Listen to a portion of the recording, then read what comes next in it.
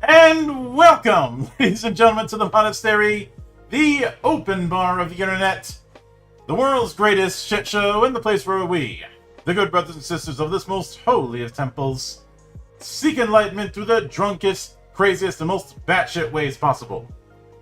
I am your one and only gaming monk, better known as Mildra, and it's been a while since I've done one of these monastic therapies.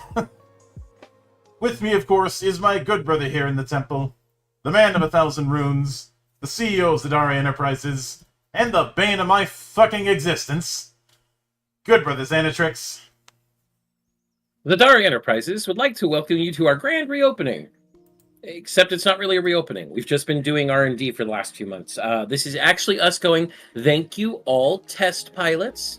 We appreciate all your sacrifices. They will not be in vain.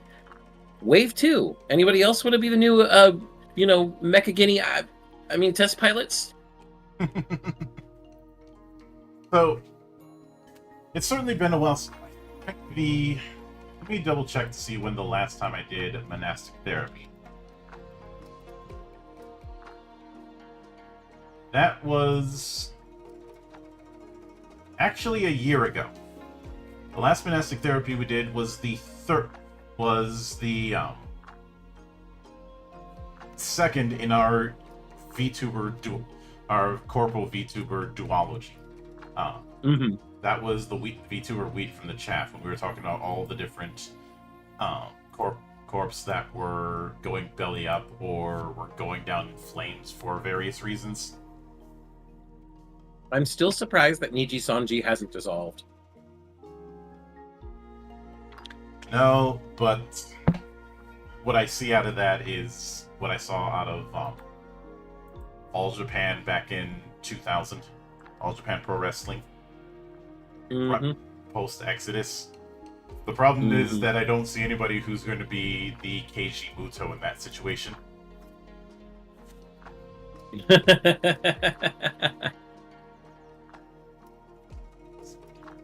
Short version for those who do not watch Puroresu or haven't watched Kim Justice's videos on the matter.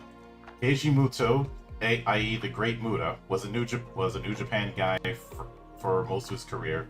Jumped over to All Japan, ended up going native and starting the Pro Wrestling Love era that pretty much stopped All Japan from completely dying, which is what everyone thought was going to happen.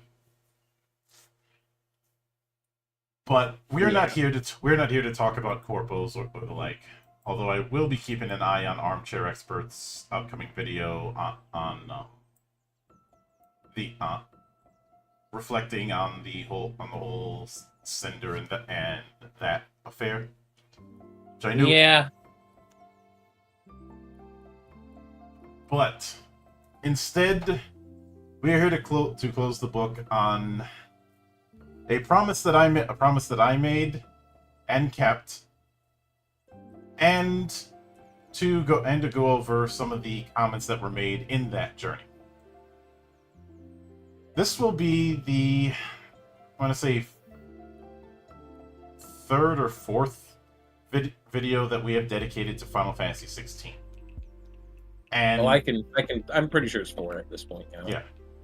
And one might look at that and say that we are biased in favor, but with the previous videos, we were exercising a kind of devil's advocate approach with the limited info we had at the time. And it was mostly us pushing back over certain narratives regarding FF16. And to a certain extent regarding Final Fantasy in general.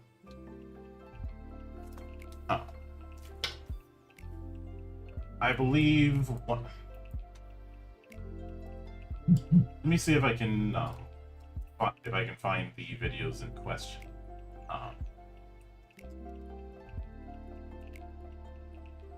I will note that originally I was multi-streaming, but it was causing problems, so I stopped that and streamed it entirely on Twitch. So this whole affair started because I said if I end up getting the PC version, when that was announced, as we knew it was going to be, we knew it was not going to be a PS5 exclusive forever, I said I would stream it.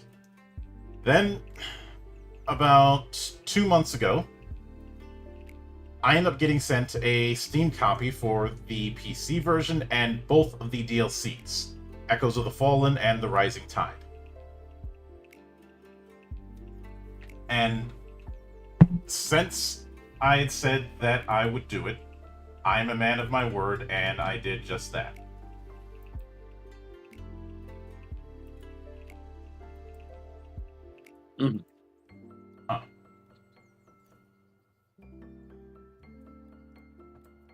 And obviously, the plan was always to stream it the whole way through, so everybody could see my triumphs and failings. And in that vein as well, the other part of the plan was not to do a complete 100% run, but rather do a narrative complete run for the most part. So all the side quests, all the stuff from the DLCs, and the whole story.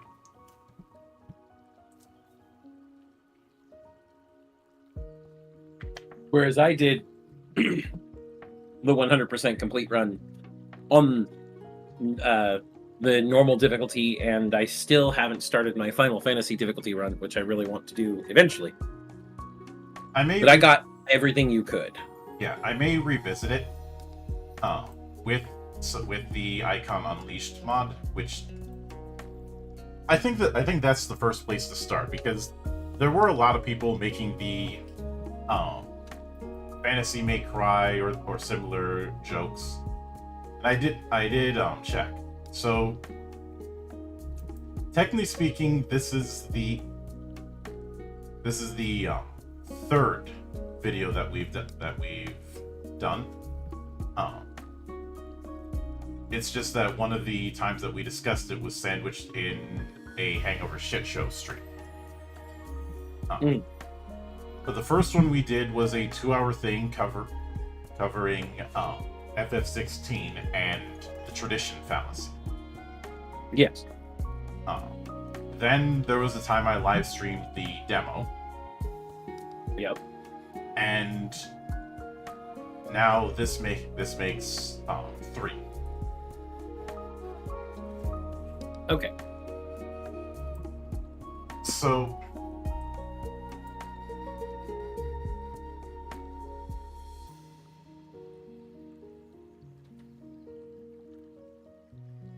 and it is funny looking at some of the comments in hindsight.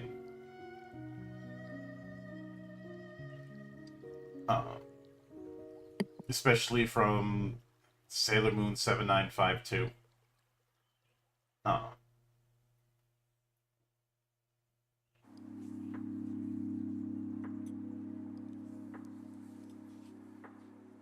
Or the argument about the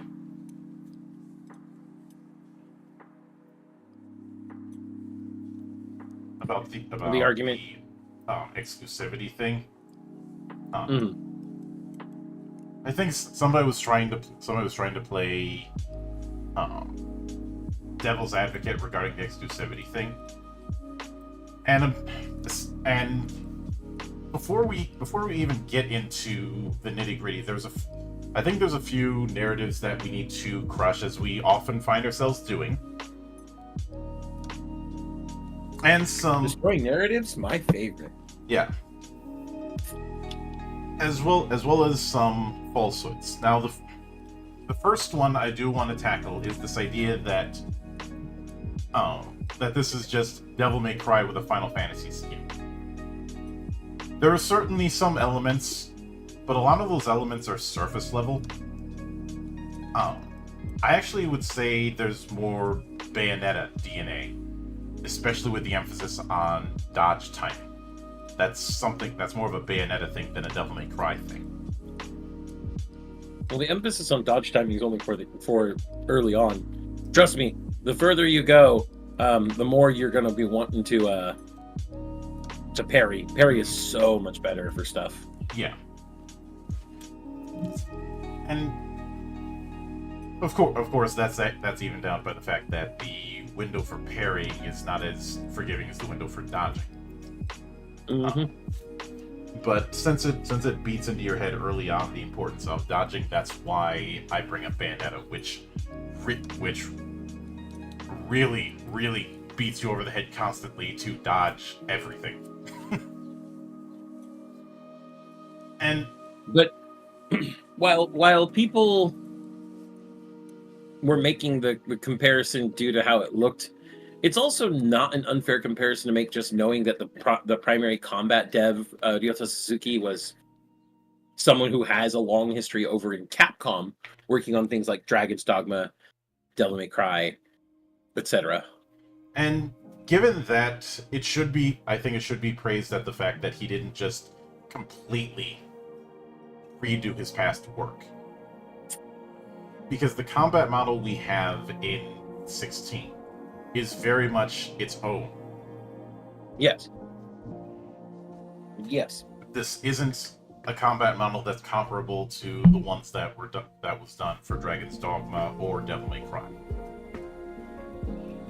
Like the loosest, most surface level comparison you could make is Dante with the way he switches between the 4 combat styles for weapons, but even then, that's not it's only surface level. It's not nearly enough the same. Yeah. And I would also note that when it comes to those surface level things, it usually end. The reason why we're so harsh on those is they're almost always used in a reductionist or dismissive manner. Mm-hmm. Instead of taking the game at its own merits. And a lot of people, even now, will argue that it is not a proper Final Fantasy because of that action basis. And I know I sound like a broken record with this, but I have to bring up the interview from 2011 with Hiroyuki Ito. And the way he described the origin of the active time battle system. In fact, since you've been gone for quite a bit, you mind giving people a refresher, since some of them may be new to that story? Oh no, I love this story. So during an interview with 1UP, Hiroyuki Ito was asked how he came up with the active time battle system, because Hiroyuki Ito was the man who designed active time battle and later in Final Fantasy XII active dimension battle. He's also the writer for 6, 9, and 12. He was also the godfather of the job system. Ito's kind of the unsung hero when it comes to Final Fantasy's development. Mm-hmm. But the big thing he brought up, the big things I should say he brought up is first that he always foresaw that as the technology advanced, the limitations on hardware would be lesser and lesser, and there'd be more real-time elements added to Final Fantasy until it was just a live game, a game that was live action essentially. And so he took inspiration from things like American football and Formula One to sort of bring that almost turn-based but not feeling of there being some pressure, some time into the game, so that they wouldn't alienate the only, at the time that ATV was developed and introduced, the only 5-year-old series, and alienate that now what we would consider a nascent audience. Mm-hmm. But Ito was always sure that the games would eventually go full action, or at the very least, more action than static. Yeah. And we've been seeing that change for years.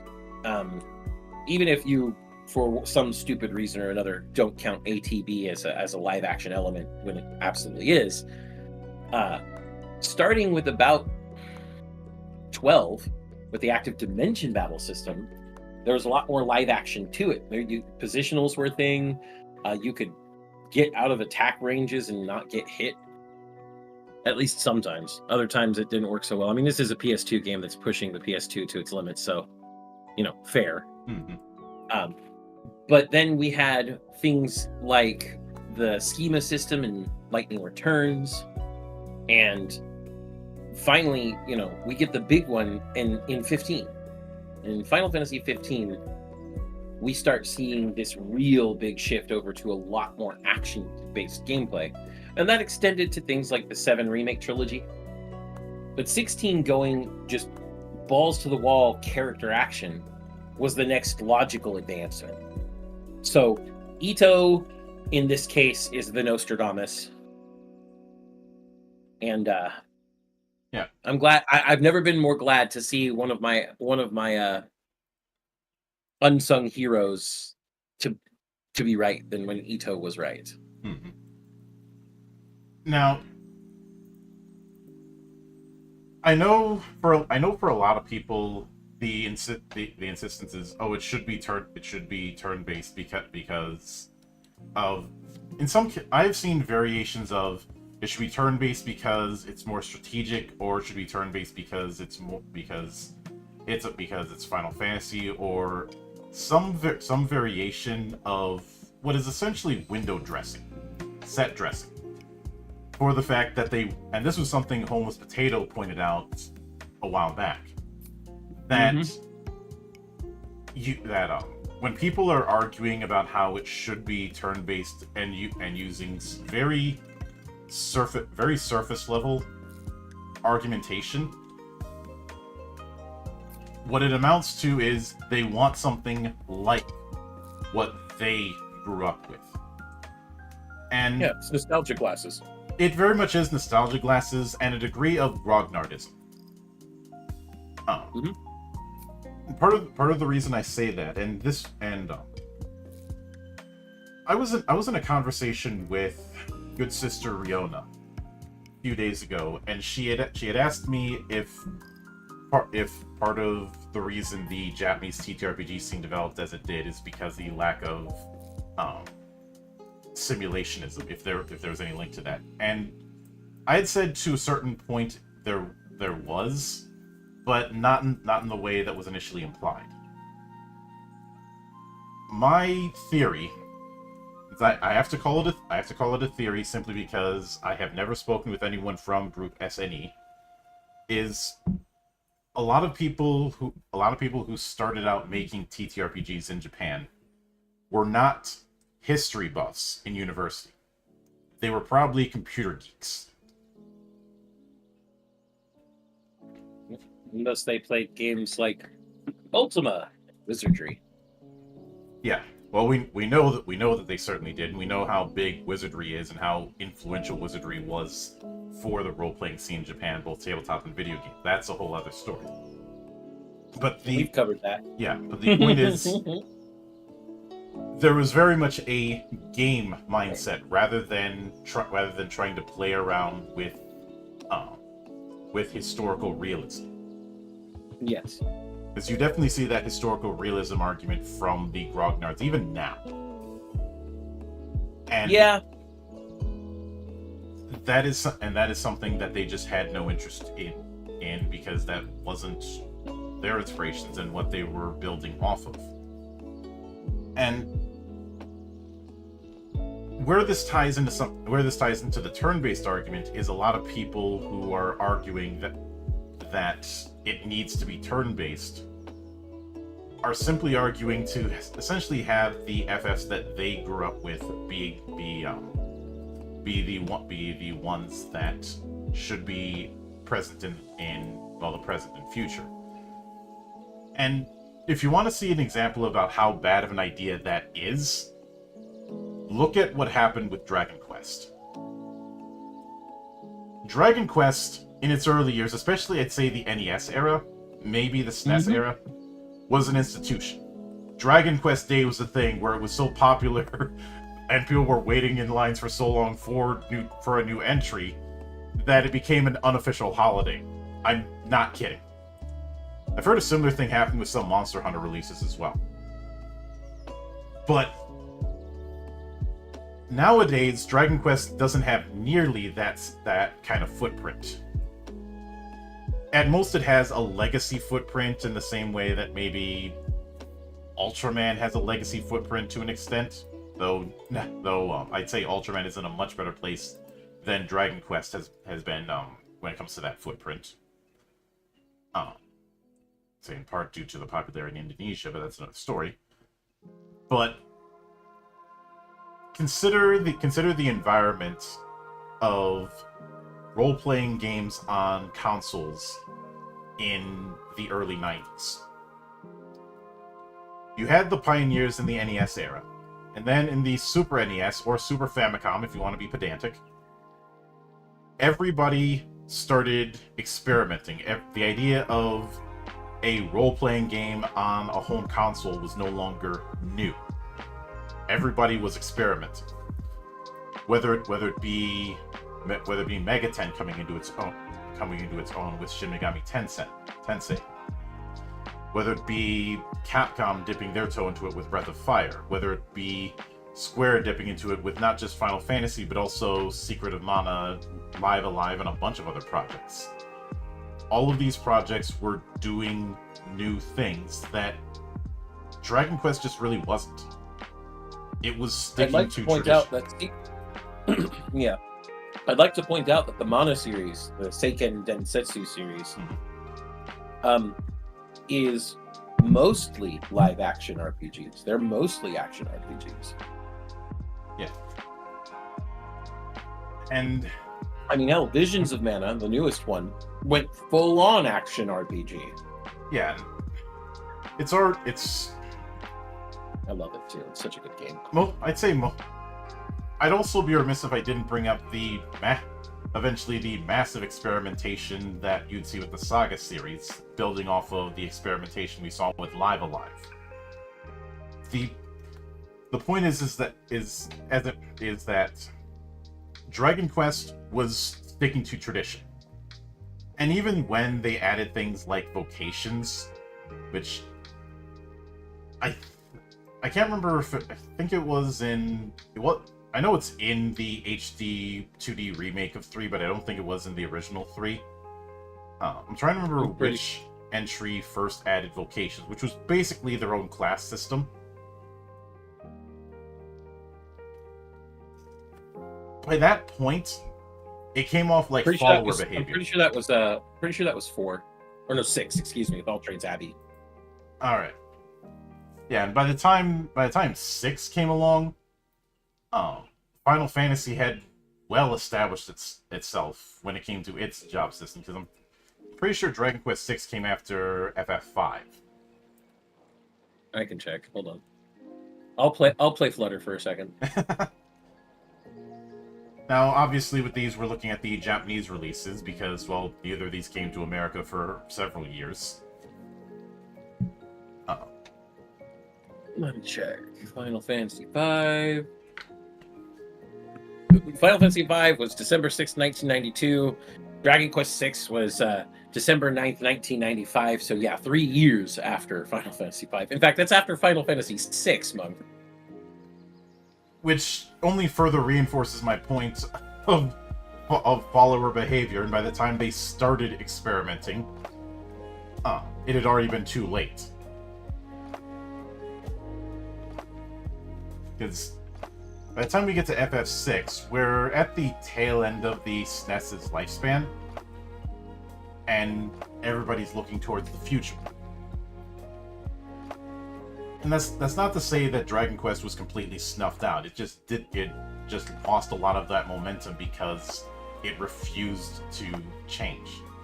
And I know some people will point out the success of say Claire Obscure right now as a counter argument to this whole thing, but as someone who has played a little bit of Claire Obscure,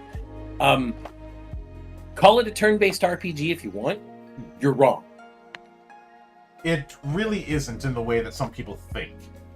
No, the devs call it a reaction turn-based RPG, which I guess that serves as a descriptor, but I don't think it's good enough as a descriptor. If anyone has ever played Lost Odyssey for the Xbox 360, that was basically a turn-based RPG with some small action elements to this. Mm-hmm. This is taking that to the nth dimension. They Spinal Tapped it. It's up to 11 in Claire Obscure. Yeah. There's parrying, there's dodging, there's a bunch of stuff that you wouldn't think you could do unless it's a command in your command list in most turn-based RPGs, but it's not a command list. If I had to make a comparison, it's sort of like the action command system in Super Mario RPG games. Yeah, and the point that I'm getting at is anybody who's using turn-based now is either doing that as a tradition for its own sake throwback, which only gets a certain type of audience, or they're doing it because there's a particular gameplay style they want to emphasize. Clair Obscur is one example. Another example would be the Octopath games. Mm-hmm. And Which even, also are Square. yeah. And even something like Bravely Default, which everybody hailed as this grand throwback. Because of the way Brave Point system it is also playing fast and loose regarding strict turn-based. Yes. In fact, I would argue that the Bravely series walked so parts of the combat system in Octopath could run. Because there's a point build-up system in Octopath as well. Yeah. Not exactly the same, though. That's why I said parts of. Mm-hmm. But the point is that when people say, oh, 16 needed to be turn-based, what they're really saying is that what they want is Final Fantasy III with modern graphics. In every with no gameplay changes whatsoever. Putting aside the fact that that's never been something that Square has been interested in doing, even when they do remasters of past games. There's the fact that in a lot of ways it's asking for tradition for its own sake. The Design by Gospel that Zan, myself, and several other people in the monastery are very, very critical of. Because Design by Gospel is a very easy way to lead to stagnation. If you want an example of that, look at the sim racing episode of Geek Watch that Zan and I did a while back. Mm-hmm. Now, with that said, the other argument I've seen is that it was somehow a commercial failure. 16 was commercially bottlenecked because of the exclusivity thing due to the difficulty of getting a PS5. Yep, the install base just was not there. Mm-hmm. And yet, when it was on the PS5 exclusively, it still got over, 4 million purchases? Yeah. It just wasn't what was projected. Yeah. Saying it's a commercial failure means that not only would it have missed projections, it would have cost money. And they would not have recouped their losses. But just because it missed projections, by however much they had it, I'm pretty sure they had an unreasonable projection, doesn't mean they didn't recoup their costs, because they absolutely did. And then when it came over to PC, they got an even bigger install base. Yeah. And the jump to PC was largely due to, I'd say, was the final nail for the exclusivity things that they had been doing for a few years, whether it be Epic exclusivity or console exclusivity. The console exclusivity thing I look as more of a artifact of past eras, because that was a thing. And Sig, that is an argument I've seen performative cynics use quite a bit. Even more recently, trying to use the success of Clair Obscur to say that to try and throw FF16 under the bus. Basically rehashing the exact argument I saw with people using Bravely Default to throw FF13 under the bus. So the big thing here is you can look into a lot of forums and see people taking just headlines as, buzzword du jour, voice clip du jour. Mm-hmm. It's all over the forums of people who are dissatisfied with FF16. It's everywhere, Sieg. But if you look deeper into it,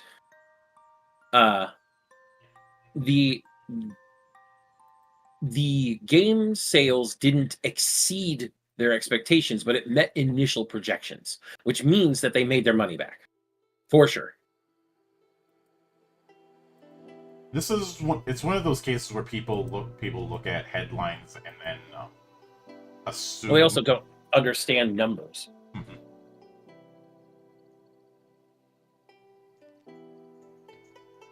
The biggest thing is that XVI didn't meet the higher expectations that they had. It did make back its money, and then some, but it didn't make the higher expectations. And because of that, people then connect that to the loss of value in Square Enix stocks, when it was not just one thing that is causing Square Enix stocks to fall.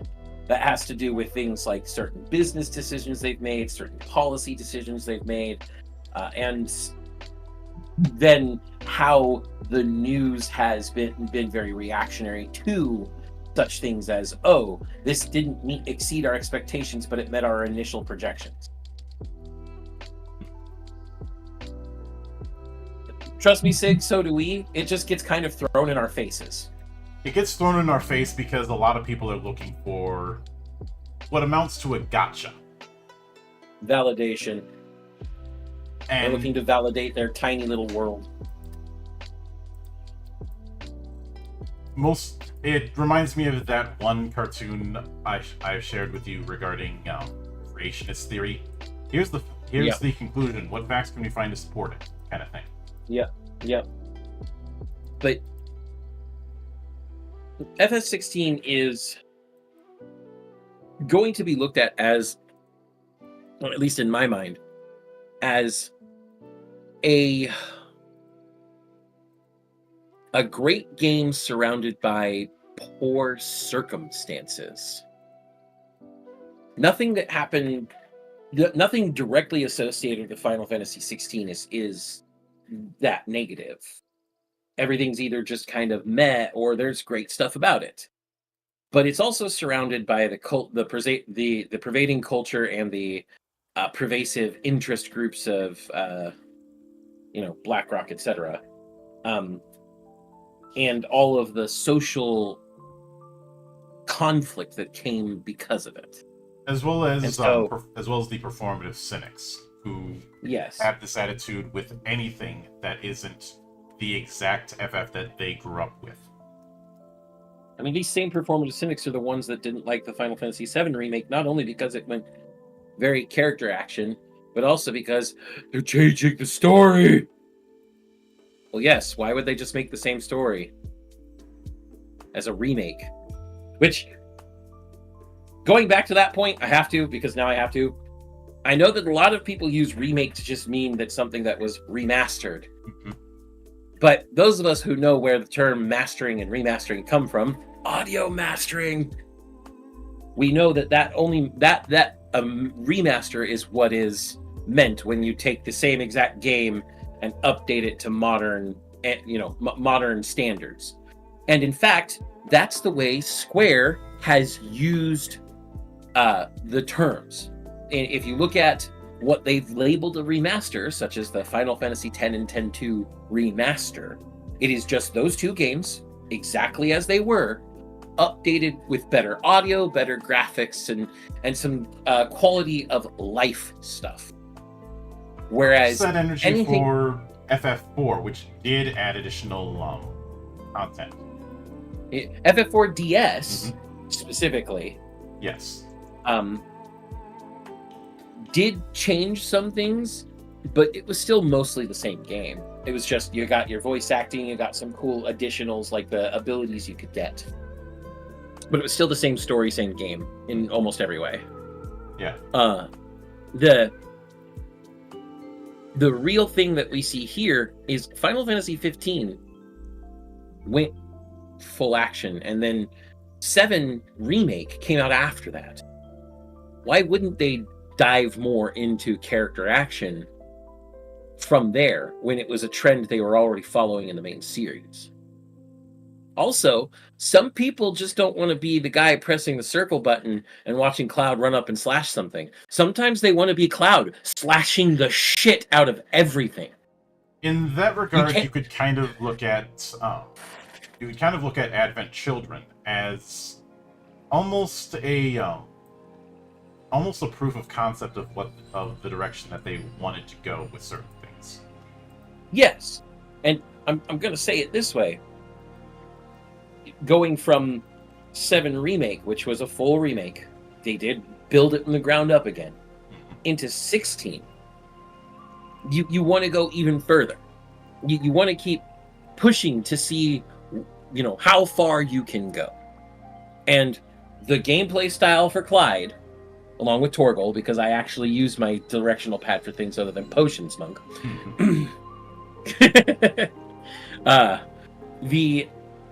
The system is much deeper than it seems, and at least at first glance, I should say. And it lends itself to becoming spectacle fighting.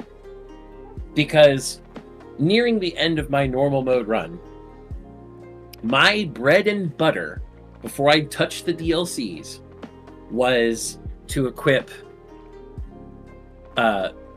Shiva, Odin, Garuda, and then on Odin, I have Dancing Steel and Rift Slip. On Shiva, I have Diamond Dust and Judgment Bolt. And on Garuda, I have Giga Flare and Lightning Rod. And I would do things like build up insane combos of Zantetsken by slamming a Lightning Rod down, doing Dancing Steel, Rift Slipping out of the end of Endless Steel, or Dancing Steel to throw down Diamond Dust, and then immediately go into Lightning Rod to take the stagger gauge down to 0, and then Limit Break and throw out Giga Flare. And I'd commonly get stagger damage at 150 to 170k. And the whole thing, while you're doing that, you're not pressing square to slash and stuff anymore. You are literally just going up to something and melting it. And it is the most satisfying fucking shit. So yes, they went even further beyond already being superhuman Cloud Strife to being superhuman Clyde Rosefield. Something else to note when it comes to the... I want to cast your mind back to a bit of an incident I had when I was speaking with a pundit who was arguing about Dark Souls needing an easy mode, and I posited a question that they could not answer. And I knew they could not answer because you know how I love these kind of traps. Yep. I had said, okay, let's humor this for a moment, and let's say that this is implemented. How do you implement a easy mode in Dark Souls while maintaining the thematic tone of Dark Souls? And he had no answer for that. And yep, they've already implemented an easy mode into Dark Souls. It's called Play Pyromancy. I'm not wrong. You're not wrong. I am not fucking wrong. Play Pyromancy. You trivialize most of that game. Yeah. There's a couple places where you'll have some trouble because, well, they're all on fire too, but that's not the point. The point also, is that when the question of doing turn-based, I often say, okay, how exactly would you implement it while maintaining the same themes? Because I look at the action-based approach that it's doing as something that is inextricably linked to the kind of story it is telling. It is not telling an ensemble story. It's telling Clive's story. Yes. And even if you have a supporting cast within it, it is Clive's story. Yeah. And in fact, this is exceptionally evident in the fact that Clive involves himself in other people's stories. He inserts himself into Otto's stories. He inserts himself into Sid's story until, well, Sid unfortunately passes.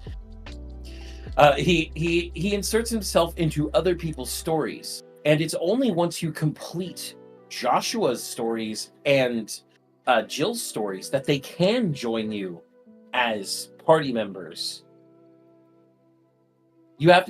Clive has to follow their stories to the very end. Their stories don't move without him. So it very much is his story dragging everyone else's stories forward, and in so doing, changing the world around him.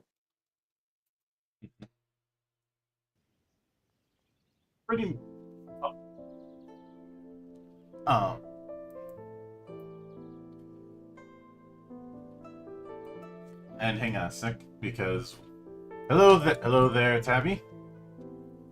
Hi, how's it going? Welcome to the monastery. Joining us, our newest good sister here, Tabby Cat. Hello. Hello.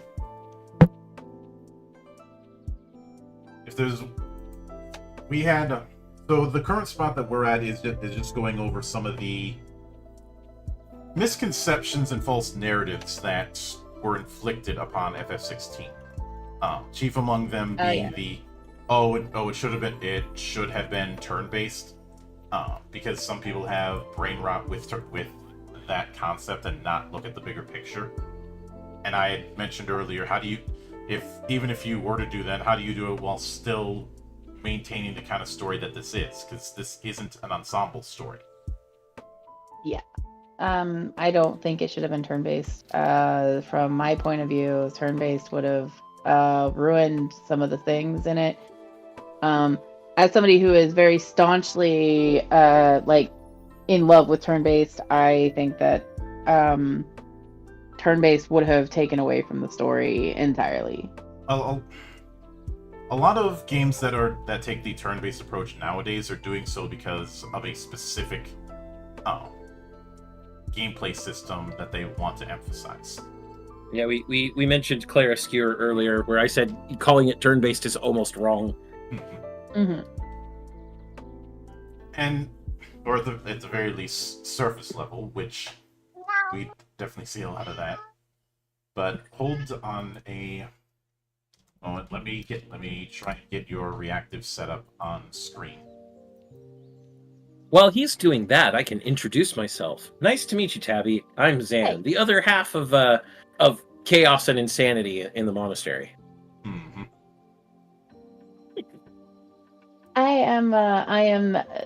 I call myself Siggy's dragon kitten companion, because he always jokes about that. So that's cute. So I also have a lot with I basically am the matriarch of the Well of Dragons, is what I call myself, because I did an entire D&D campaign that was based around Tiamat, the Well of Dragons, and all of the things. It was kind of based around Rise of Tiamat, but my characters all found a love of a store, which was the Blue Dragon, and kind of took on her thing. So, yeah. All right. Well, I'll put it this way. I'm currently running Shadow of the Dragon Queen for some friends, so in good company when it comes to dragon stuff.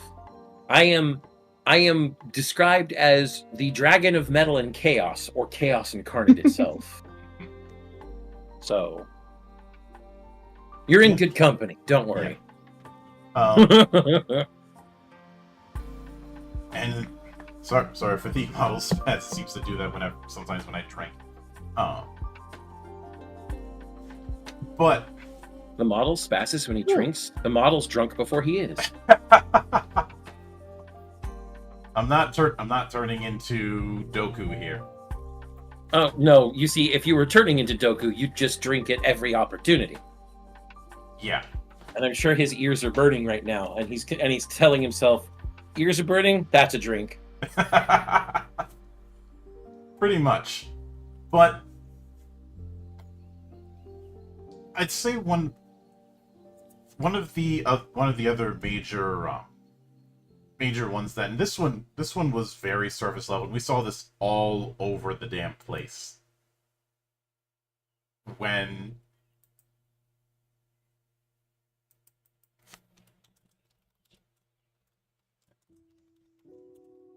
and hang on a second. Everything okay?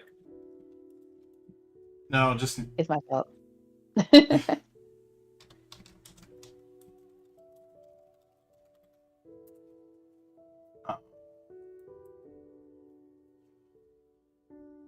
Oh, I should point out, Balanced Hydra also pointed out that the Pixel remasters are called Pixel remasters, and they're basically just the same games with some modern tuning to them. So again, pointing out my point of remake versus remaster. Remake means you're rebuilding that thing from the ground up. Yeah. Oh yeah, that is correct. Because we were talking I have to earlier about figure out how to how do this thing. the live action continued to progress from 15 to 7 remake into 16. Yeah. And also the fact that as we've mentioned many times, the shift to live action was lampshaded all the way back in the early 90s. And if people want turn-based for its own sake, that was never the goal with Final Fantasy. That was never the goal. And if you want to see where that leads, look at the diminished position that Dragon Quest has been in over the decades. Because until recently, when it started doing new stuff. Mostly thanks to having other people work on it. I mean, we have Dragon Quest 11, I believe is what it is, 11S. Yeah. With the Lightbringer, or Lightsworn, or Dragon whatever. Quest 11 was really fun. Yeah. Yes. But the big thing is that turn-based can be fun for a lot of different reasons, even if it is just nostalgia. If somebody is designing a game because there are plenty of games out there that are like, I just wanted to design a retro game, and they're actually really good.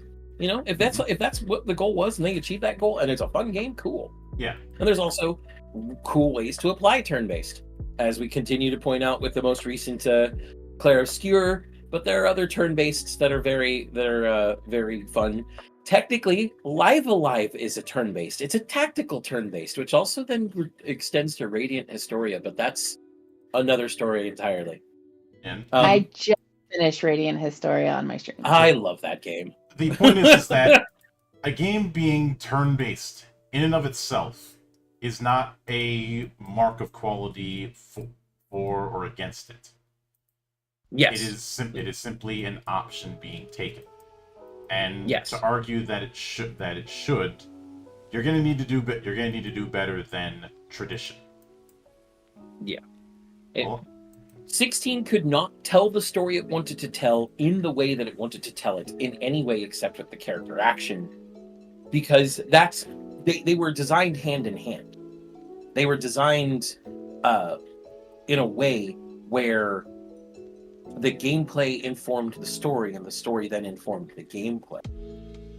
It was a virtuous cycle.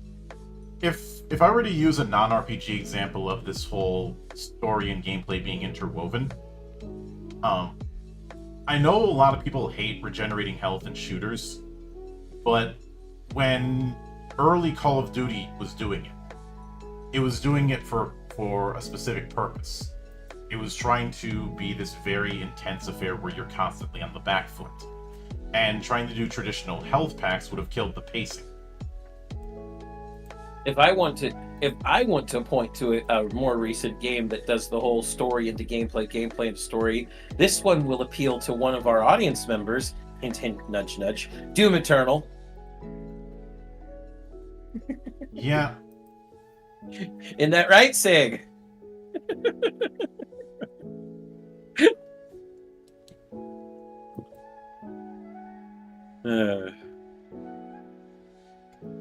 But the different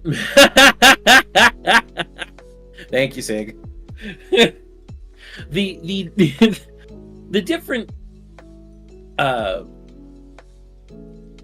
the different naysayers and those who have misconstrued or misconceived what's going on with Final Fantasy XVI are ultimately immaterial. Yeah, there is. They didn't at all restrict or otherwise detract the game. And when I see a lot of people talking about the entries in the series that they grew up with and how they want something like that back, again, I keep getting reminded of where that story ends,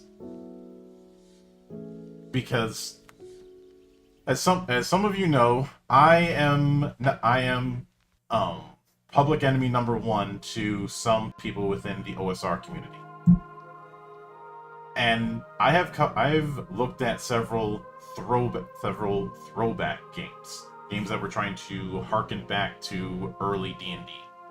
A lot of them put me to sleep because you cannot just do a throwback.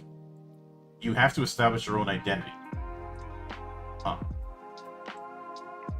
As much as some people have made comparisons with Chrono Trigger when it comes to Sea of Stars, Sea of Stars is doing its own thing with the concept. Yes, it's clear that it's inspired by. I think even the devs were, the devs had made no secret about the fact that that some of their inspiration was Chrono Trigger. Mm-hmm. Because Chrono Trigger is literally like, it can be argued as one of the perfect games from the SNES. Like, it's a fantastic RPG in general. It has all the things that you're looking for. So actually having it as any kind of basis of other games would be natural because it's such a good, and the combat system is fun. Everything about it is fun. So it's like, it's one of those games that is, well, one, is unremakeable, to be honest with you, and it's just something that I've heard just good. I've heard that in various forms, but I think Monk just being has a place in his heart for Cross. I love Chrono Cross, don't get me wrong. I really do. I love Chrono Cross. Oh. It's just that Monk feels Cross gets overshadowed because of its association with Trigger. Not overshadowed, well, I mean, buried. It's because people want to say that Chrono Cross is like a direct sequel to Chrono Trigger, when in fact it really isn't. It just has hints and like associations, and that's it. Chrono Cross is an entirely different game, an entirely different system, and it's a very fun system, and it's a very good system. You would have to literally play it like 77,000 times to actually get anything that and everything that you'd want out of it. I mean, you literally cannot get all of the characters in a single playthrough. It's not possible. Which got me a little bit grumpy the first time I played it, because I was like, oh, I really want this character, but then I'm like, you know what? It's okay. I'll live this time. We'll get it next time. But the next time you get it, and then you can't get one of your other favorite characters. I remember I that. know. I remember when I played Cross multiple times. I had like 4 save files because of that. I had 3 memory cards just for Cross. Yeah, I honestly, I didn't finish it because I got overwhelmed with all the characters and I was younger, and I need to go back and play it again, I'm going to be honest. But I really had a lot of fun when I played it before. But the big thing is that I think with all of this, if we're going to wrap up this particular portion, is that games are purpose-made to do something.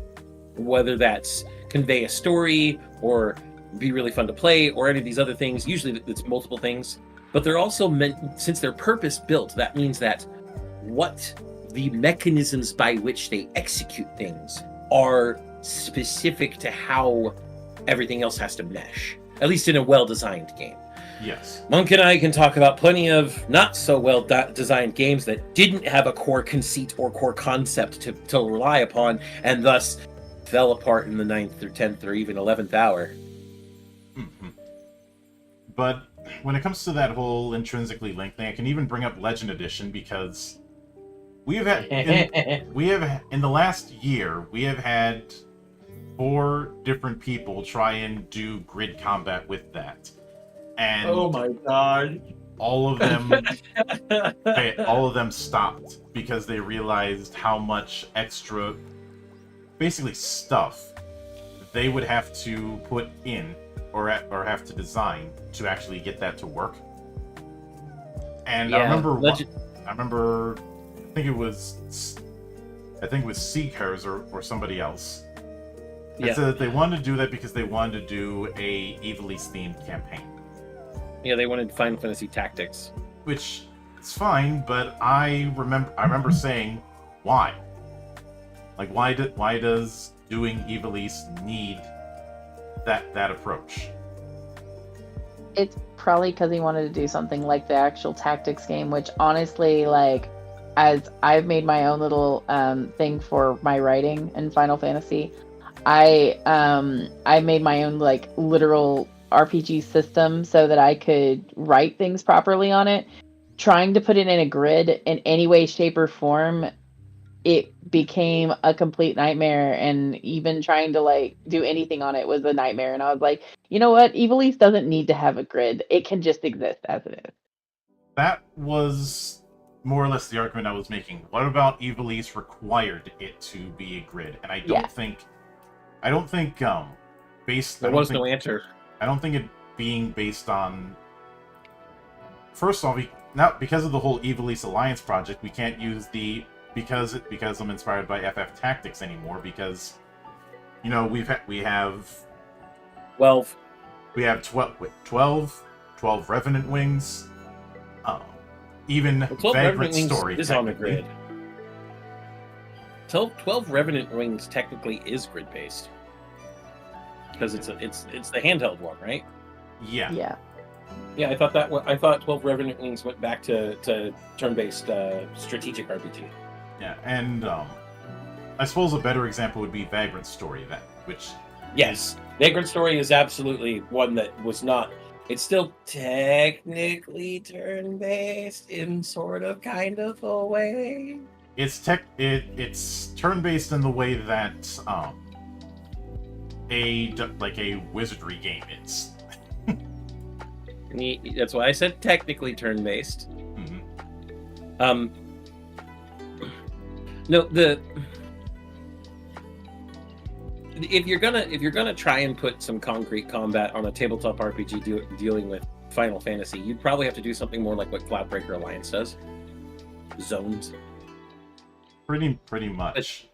Or what Sword World does with the simplified and standard variations on combat. But there is one other narrative that I did want to address.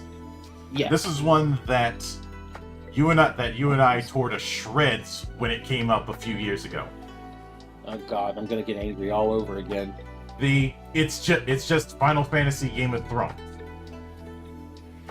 Because of one fucking Eurogamer article that everyone took out of context. You know, I'm going to steal John's thing here for a second, back from when we first started doing Parliament of Geeks. Mm-hmm. I would like to rage! And there's our first mic break. And it won't be the last one. Not even new. Yeah. But the points of the article stated that Yoshi P had his team watch Game of Thrones to understand the type of story he wanted to tell, to have the same amount of stakes and gravitas that the early Game of Thrones show had. Not that he was literally trying to get them to make Game of Thrones in Final Fantasy. Yep. Also, hi there, Pandemons. I hope you enjoy getting lost in the library of books that is my computers. Because you may have forcefully installed yourself onto my computer, but that just means that you're stuck here with us. It wasn't just the nudity thing, Sig. It was definitely the fact that Eurogamer article said that they watched Game of Thrones. Yeah. And a lot of people tried to make very surface level comparisons between Clive and Jon Snow, which is and especially given the whole having a dog companion, except they knew that they were going to do an animal companion, but they're actually considering a cat at one point in development. It clearly didn't get far because I don't even have concept art of that. Anne's asking, what are your words of wisdom for demo today? My words of wisdom is, remember that no matter what the circumstance, RN Jesus hates you. Always. The dice gods show no mercy. Amen. Amen. Praise our in Jesus. But the intent with what Yoshi P was saying was studying it to have his writing team get a better understanding of the type of characters he wanted to write for. Yeah, the type of impact, gravitas, character connection that he wanted the writers to be able to express, which, as we'll get into later, he succeeded. And this kind of thing is nothing new. I have anybody who DMs in some form has to look at different media to do research for the certain tone that they want to go with.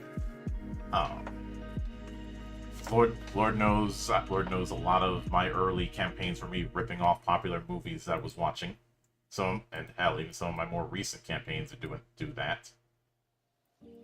Monk ripping off media he loves as a GM? No, couldn't be. Couldn't be the thing every fucking GM does ever. I know nothing about this whatsoever. Whatsoever. This is where I get to go into a bit of a lore dive, because there's two cases of this for me personally that I always bring up.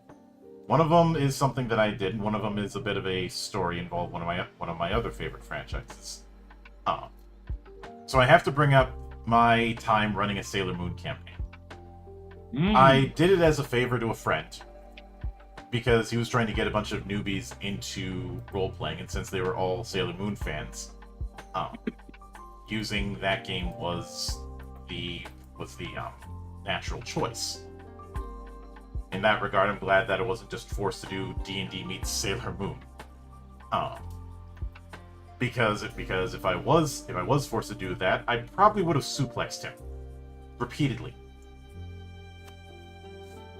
As in, give him 5 minutes with the murder grandpa kind of beating.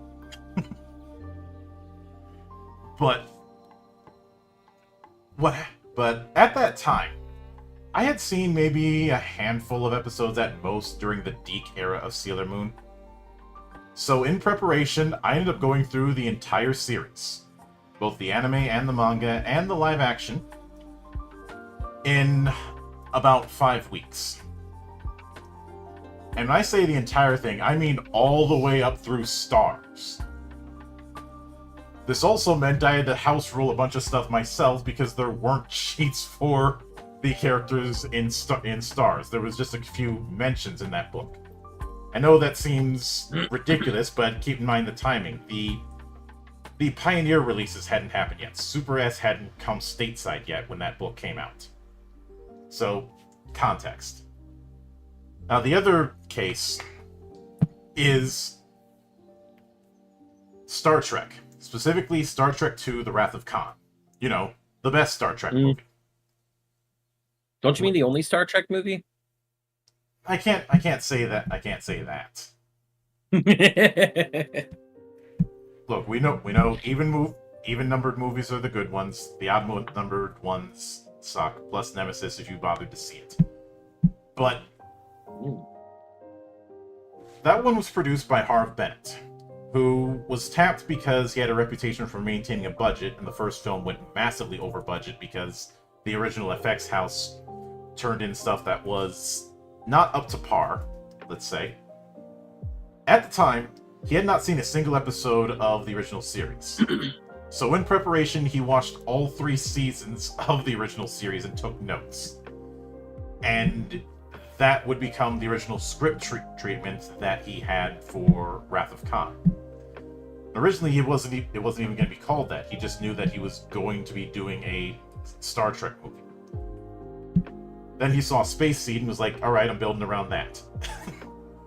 But the point is, this idea of looking at other media for research from a creative perspective is nothing new. And a minor thing I will note is there was this narrative of 16 going back to the medieval roots.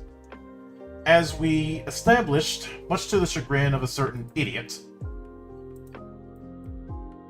You can make that argument with some franchises, but Final Fantasy is not one of them.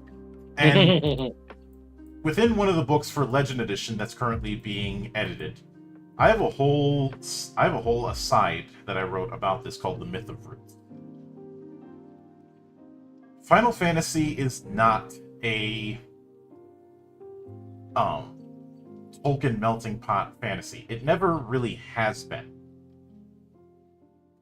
Well, I'd say most console-style RPGs that are in the fantasy subtype aren't strictly that medieval pastiche. Even back in the early days, they were far more comic bookish. And yes, I am including Record of Lodoss War in that as well. It's the most like that traditional fantasy pastiche, but even then, there's some stretching of that. And you look at say the Tales of series or Wild Arms or any other major console RPG line, and there isn't that. There isn't that. It's more often what I call Gestalt fantasy. Well, I mean, let me take. So, as everybody knows, or probably not everybody, but as many know if they've followed long enough, I got an SNES before an NES, but they were within 2 months of each other. But my introduction to console-style RPGs were Final Fantasy VI, Breath of Fire, Secret of Mana, and Super Mario RPG. So three of those are Square. One of those was Capcom. And I like to think of Breath of Fire as a contemporary, up there with Square's works. Even it, with a lot of its more medieval trappings early on, is not high medieval fantasy. Because then you've got the giant walking stone the literal giant walking stone giant. The fucking giant, essentially the giant of Babel. You've got the fact that there's a giant floating fortress, and that you're fighting the goddess of all evil and death, technically. There's some shit in Breath of Fire. Anyone who hasn't played it needs to play it. Yeah. But these 4 games alone in SNES era, none of them are your typical medieval high fantasy. And especially not Super Mario RPG Legend of the Seven Stars. Yeah. That's Mario in an RPG. Sure, you can say, there's a castle. Oh yeah, that's like the only medieval thing in the whole game. Now, for those who are new, the term Gestalt fantasy that I often use is meant to refer to these kind of games that have a mix of elements from different styles of fantasy. In a similar way that there's a whole different than the sum of its parts in the famous Gestalt triangle visual image, which anyone who's done graphic design will be familiar with the Gestalt triangle. It's the triangle that technically doesn't exist. But your mind makes it due to the combined shapes around it. But the manipulation of negative space, gotta love it. But in that same vein, with a lot of those entries, you have a style of fantasy that's born from a collection of elements. And of course, in Final Fantasy, you have everybody's well known about how fast and loose it plays with every kind of mythology it can get its hands on, to the point where there's whole books written about it.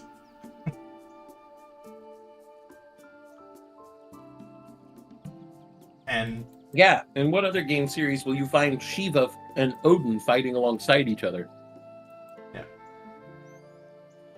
And Leviathan. Or Bahamut, for that matter. Mm-hmm. And Leviathan not being, A giant lobster. Lobster or a biblical monster of the sea. of the sea or anything really. Like, No.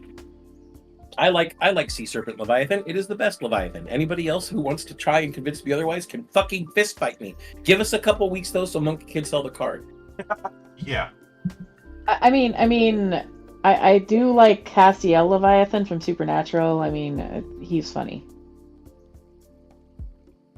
But You're one of them. You know what? I'm one of everything. Oh god, it's a super Hulock, Monk! We need to run! Well, that's just one of the many things I watch. Yes. Ah! Is this a bad time to mention the time that I traumatized a bunch of Whovians by beating the Master's drum pattern in public at a con? So, I will either do that or I will do the Terminator beat, or I will intertwine them. Especially, I used to do it when I worked where I used to work all the time because I had a whole bunch of super Hulocks, and so I would just be like, I would start with the Master, then I would do the Terminator beat, and then they would just be like, "What are you doing?" And I'm like, "Skynet."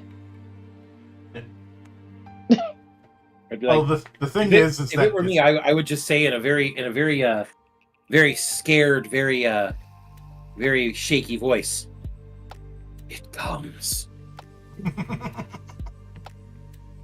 But moving into the game proper, I did want to dive into one thing that you had said to the point where I clipped it on Twitch. Oh yeah? That this game, FF16, had unseated 6 as your favorite, and we had gone into that in a bit of detail during some of the streams. But one thing I'd like to ask is, what was the moment where that had been confirmed for you? Where that was confirmed for me? Yeah. The Titan fight. Oh boy, this is gonna be fun. Specifically, Titan lost.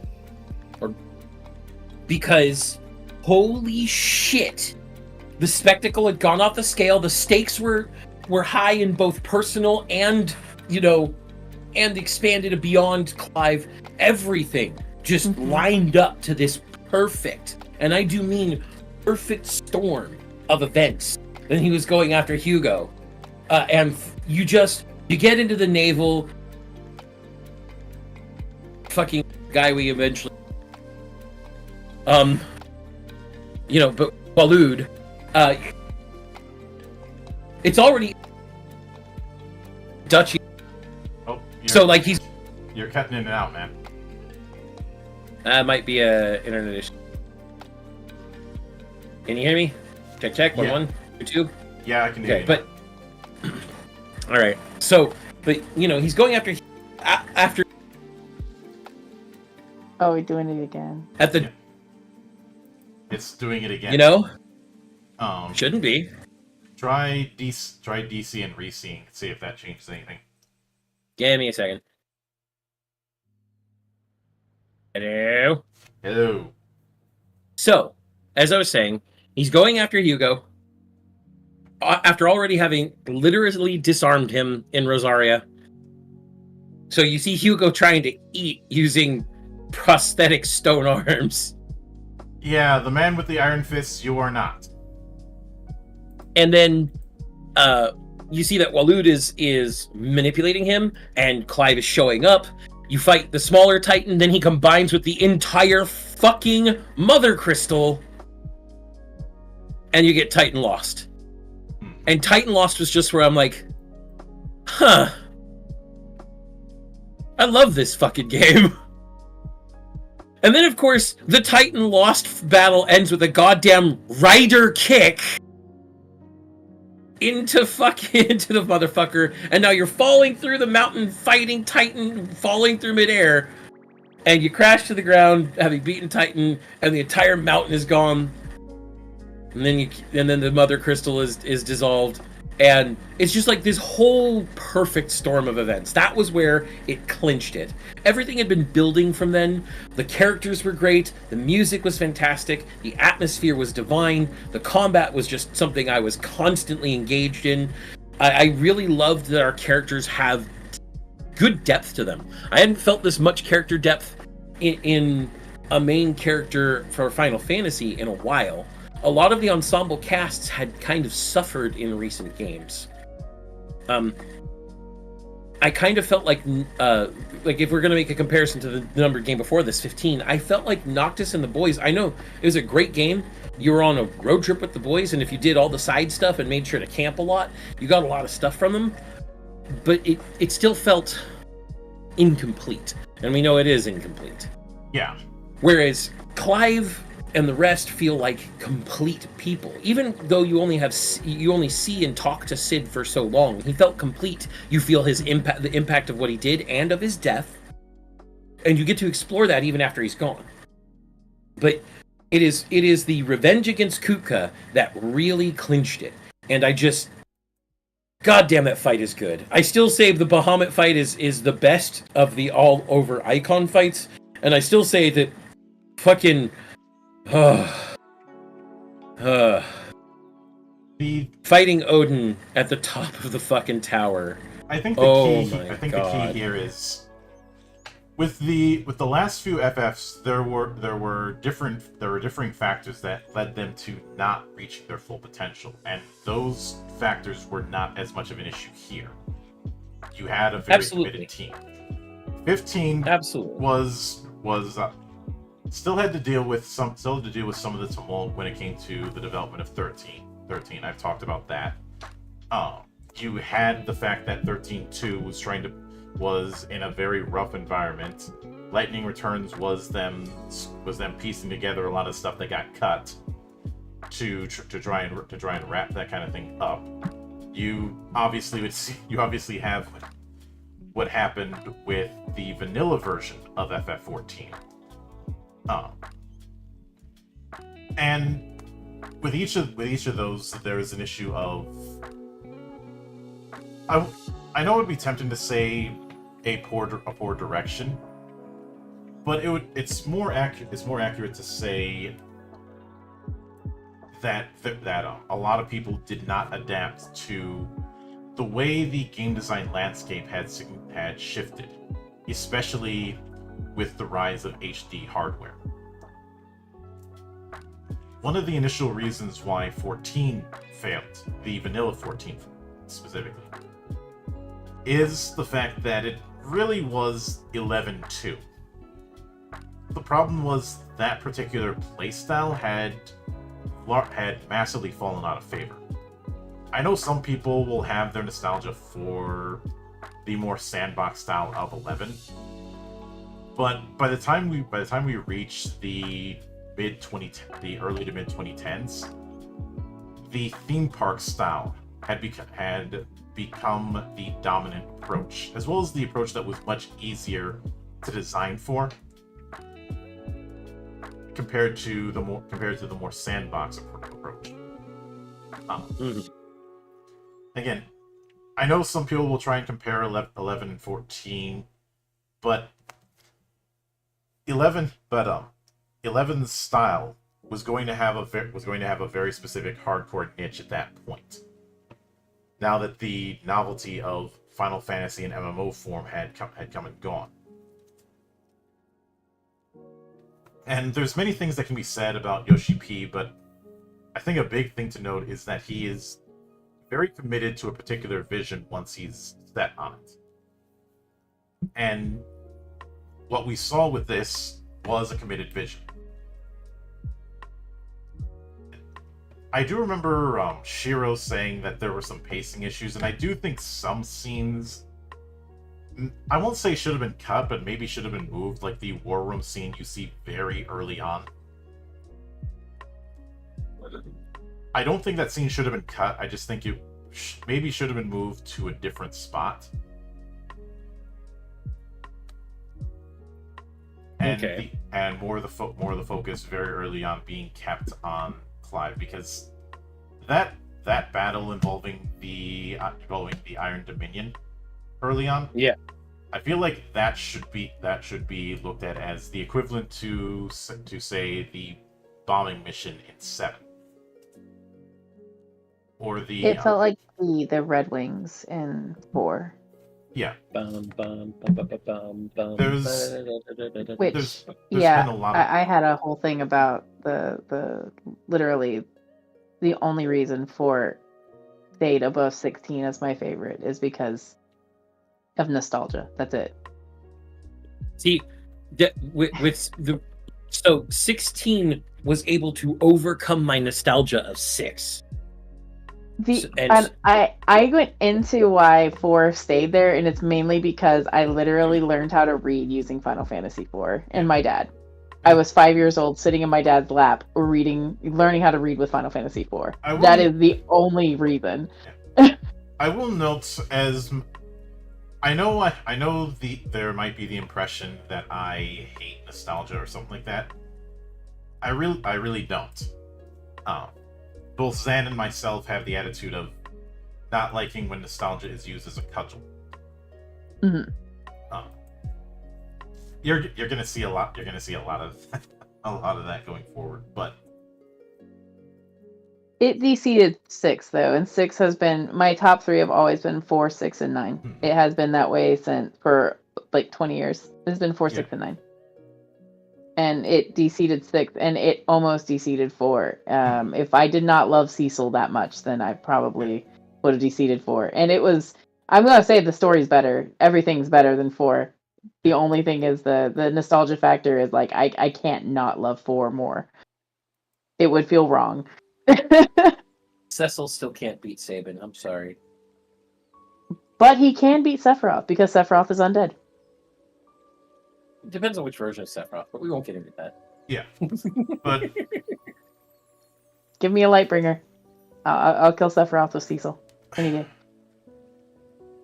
The point is, I understand why that war room scene was there, especially since a big motif is the different regions of the twins,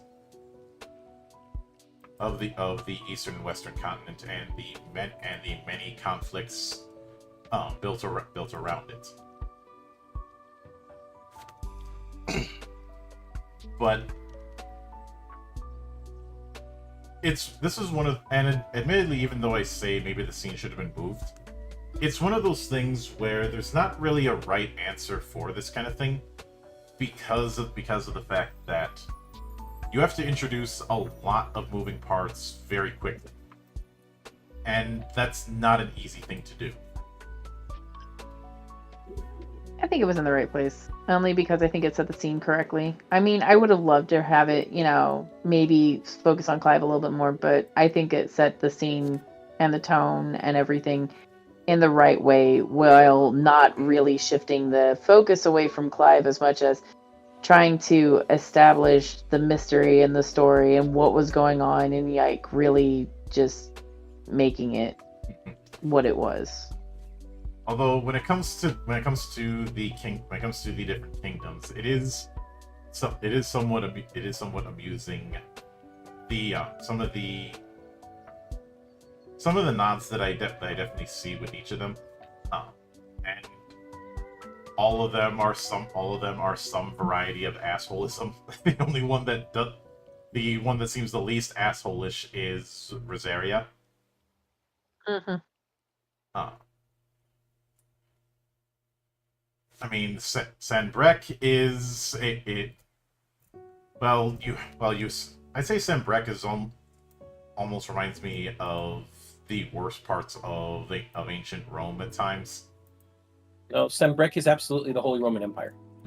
It 100% is. And the Holy Roman Empire is the world's largest toll booth in terms of whereas Walud is Dark Britannia. Dark Britannia, and probably the worst place to live. Just like Britannia. Which is amusing because a lot of the naming conventions within Walud are very... Actually, let me go one step further. Would you say that it is Britannia during the times that it was under Danelaw? Possibly, but I'm just going to call it Dark Britannia because it is. It is Britannia, but darker, and thus absolutely worse than normal Britannia, which was already bad. Like, the Dalmekian Republic is obviously a nod to the Fertile Crescent, especially given how it is somewhat of an oligarchy. It's Persia. It's parts of Persia. Would you say that the Iron Kingdom would be somewhat akin to Scandinavia? Germanic barbarian. Yeah, I could go with that better. I mean, the look of their soldiers definitely has the barbarian approach, but there's also the fact that they are the most fanatical when it comes to orthodoxy. And the Crystalline Dominion is, I'd say, is the one exception to these kind of analogies because it's the neutral ground. No, Monk, it's Switzerland. Yes.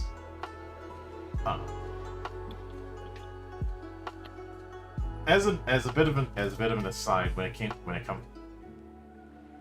it comes to the Myriad cast, I do appreciate that you have someone to help you keep track of everybody, as well as that whole active time lore thing. Even though I didn't use it as much during my streams, Vivian and Harpocrates are great. Vivian's grand cast thing. I don't know if you've ever just gone through the grand cast, Monk. It took me in, like, when you first get Vivian, I went into the grand cast thing. It took me 3.5 hours to read through everybody's thought bubbles at every step that you can go through in the timeline. Because it's like, now I know what the characters are feeling during these moments, and some of these things, especially Clive's thoughts, are basically what I was thinking. Thanks, game. But I'll probably not tread any new ground when I say that one of my favorite supporting characters was Uncle Byron. Byron's great. Byron. And I'll never have any proof of this, but I can't help but wonder if somebody was studying Brian Blessed. I knew you were going to bring that up. During the voice direction. Because so much of he was going to bring up Brian Blessed. Well, if the boot fits, because so much of his mannerisms are that same always at 11 thing that Brian Blessed had.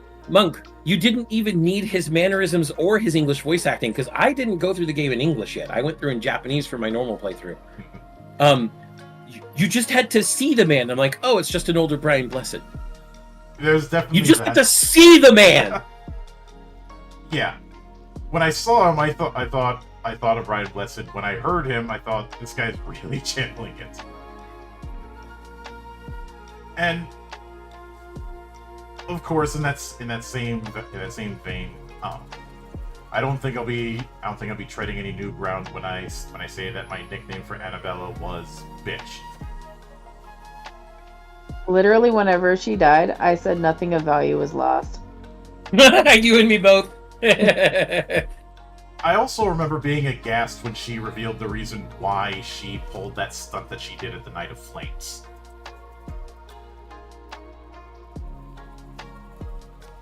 You know, I think I pushed that out of my head because nothing of value was lost. I hated her so much. She was a good villain. You loved to hate her. Yeah. She was fantastic as a villain, but man, I literally was like, I hated her so much that I was like, I'm not going to pay attention to a single word you say because nothing you say will make me like hate you. Not only will it not make me hate you less, but it will make me hate you more. And I'm already angry enough with you. Well, and like the big thing is, I think the fact that it turned out that her second son was one of Ultima's thralls, and then he dissolves into nothing, and she kills herself. Do you know what I said at that point? What? Waste of a perfectly good sword. Can't even Now you can't remember use it what I anymore. Her blood said. has stained it.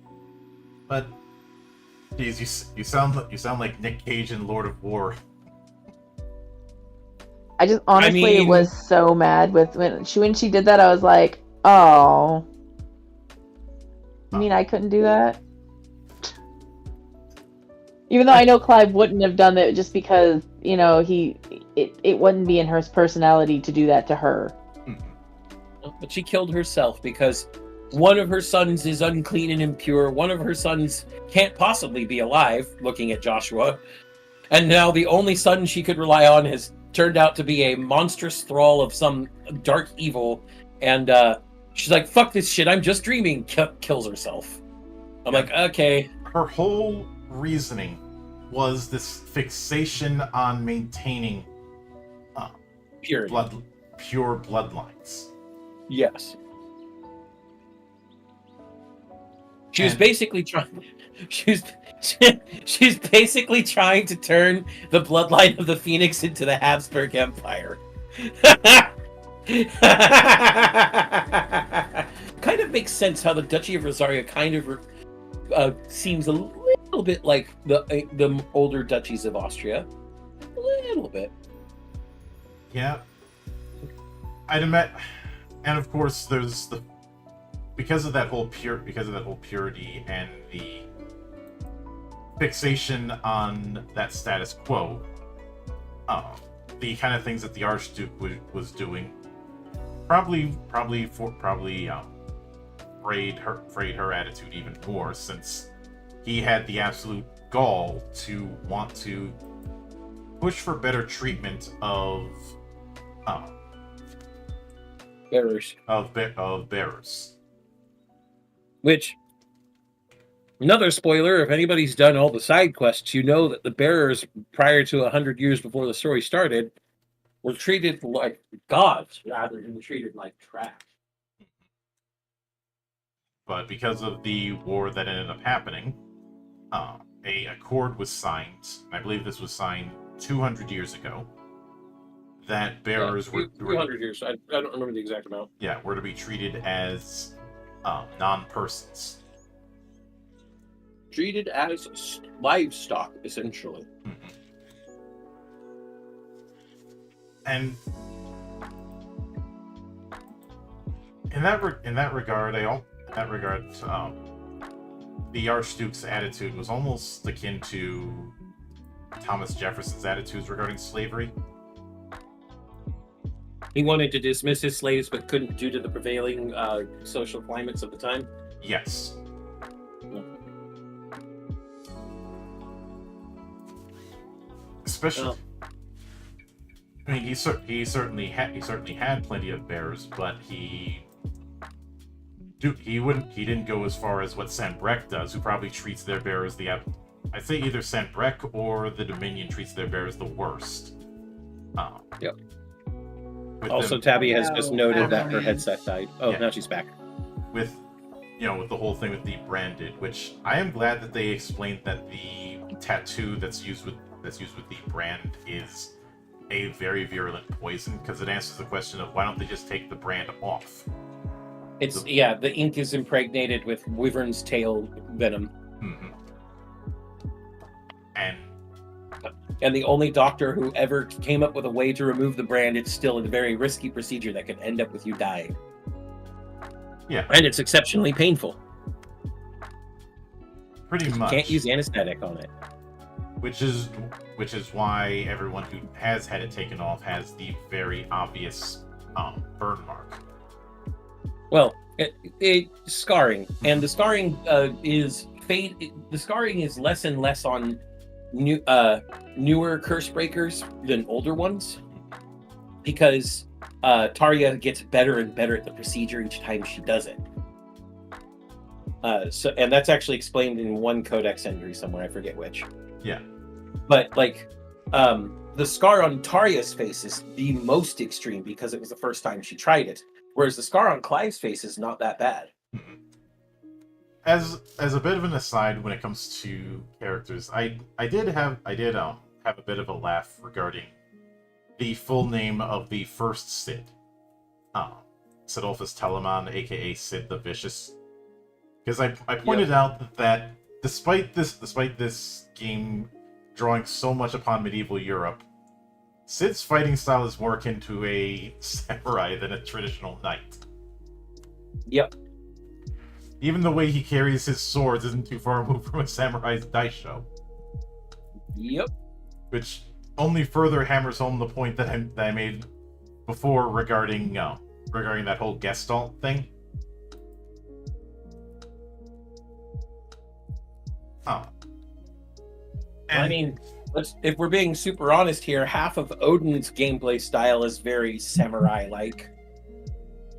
Yeah. I used Odin so much, and after I got him, because it was like he was the easiest to get, like the really big combos and all the other things, and he made the game so much simpler the moment that you got him.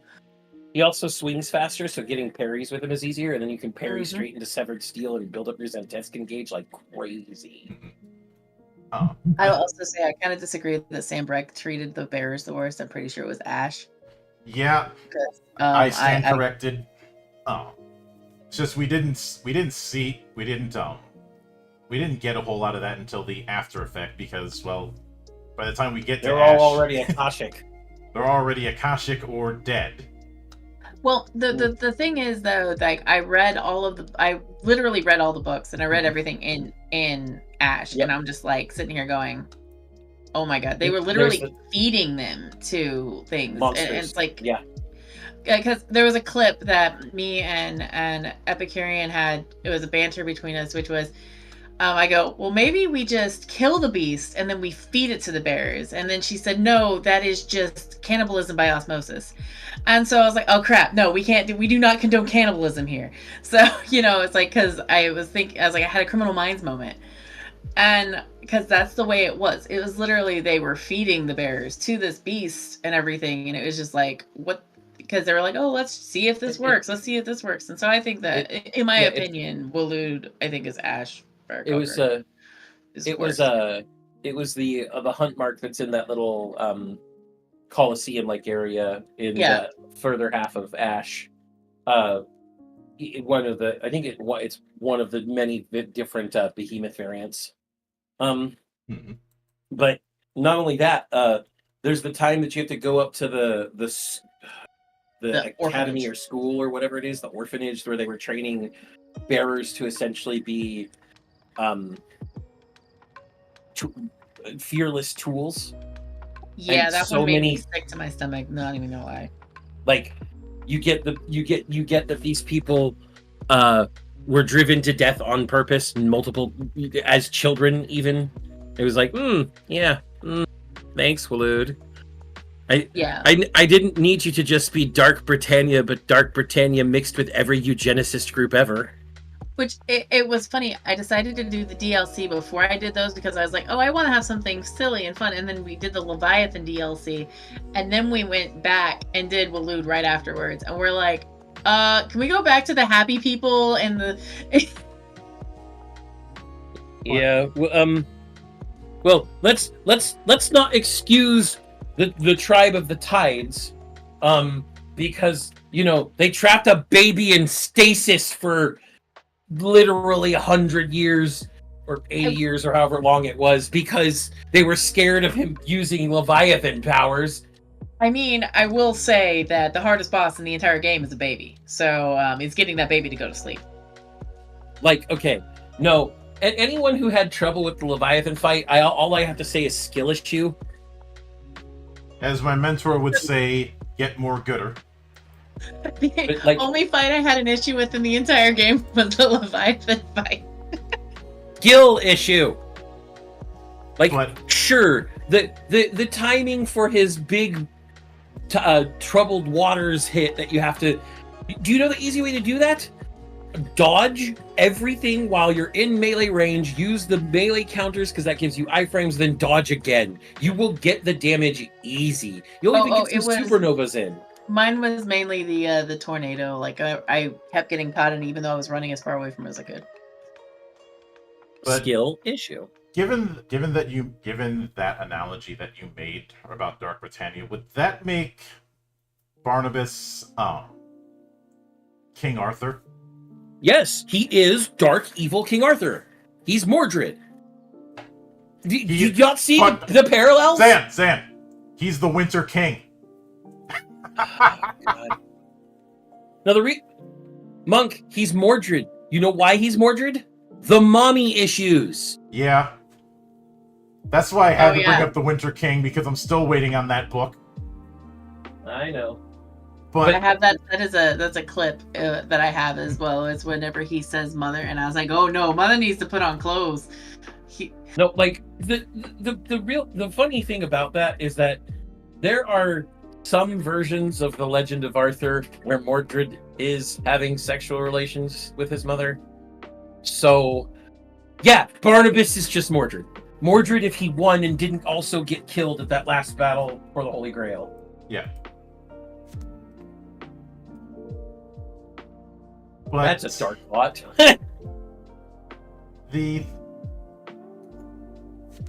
I will also note that when it came to the other dominants, and this will come as no surprise, one of my favorites was Dion. I've frequently referred to him as a good man serving an undeserving ruler. Dion, that was the Bahamut fight was the turning point for me in general for where Bahamut fight's so fucking good. Like that's where I was like, I think it might have been the first time I said I think this is better than 4. And then I kind of backpedaled really quickly, but like it literally, if I were to pick a point where because 16, I think overall without nostalgia is my favorite, but like it was the Bahamut fight. Like I love the Titan fight, but the Bahamut fight, that was the fight. Yeah. That it was so good. Everything around it, the whole mom thing, everything, the whole thing. No. I don't disagree that the Bahamut fight is the best icon fight in the game. Even better than the Leviathan fight, though the Leviathan fight is a close second. But but Titan was the turning point for me, because holy fucking shit, how do you not see that as a turning point in your perception of the game? It was definitely a turning point. Whenever I was looking at it and I'm playing through it, for me it was hands down, that was a great fight. Hands down, the Bahamut fight it nailed it as like, this is the game for me. Something that I think is worth noting is the fact that with each of the icon fights, each of the iconic clashes, the fights where you're controlling Ifrit, or the brief time you controlled Phoenix during the Night of Flames, none of them feel the same. You're 100% there, because the very first one that you do as Ifrit is an incomplete Ifrit against Garuda.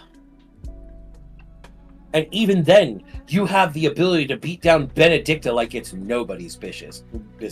Mm-hmm. And I will note when it comes to some of the other supporting cast, there really isn't a bad. Obviously, there isn't a bad one among the bunch. I do see some of Tifa's DNA within Jill. Jill is maybe in the intent of how she supports. It's not blatant. I'm not saying that she's 16's version of Tifa, but in terms of being a better conscience for Clive. A support, yes.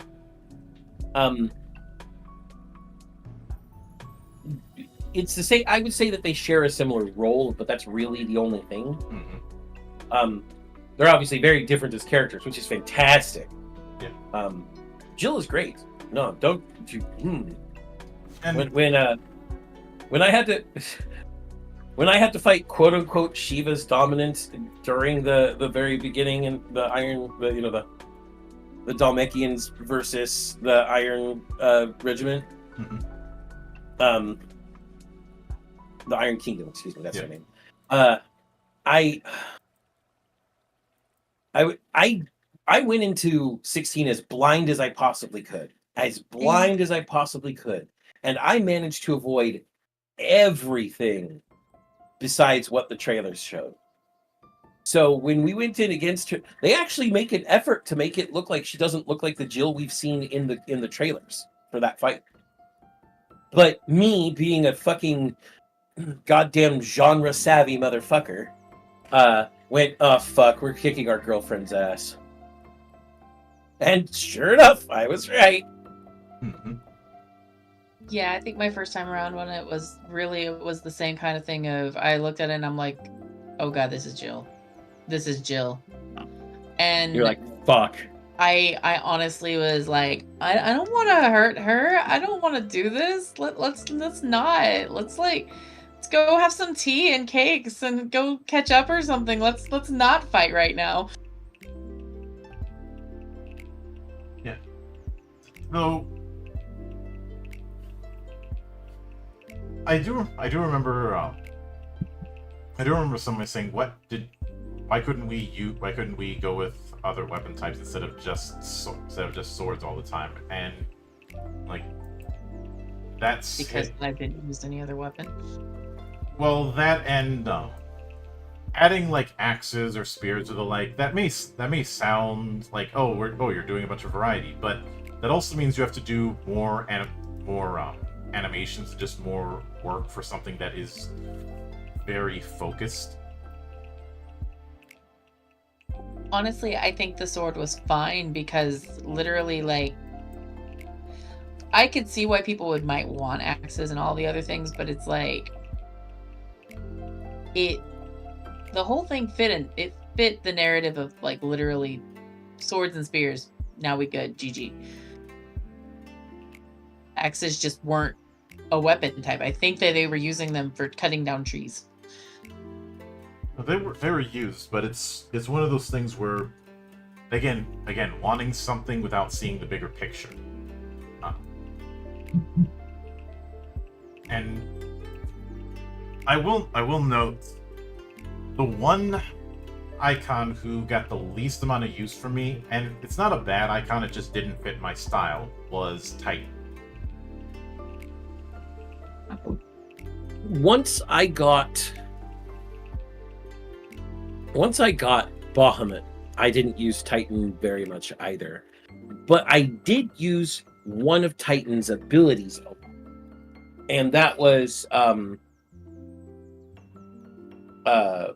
what was it?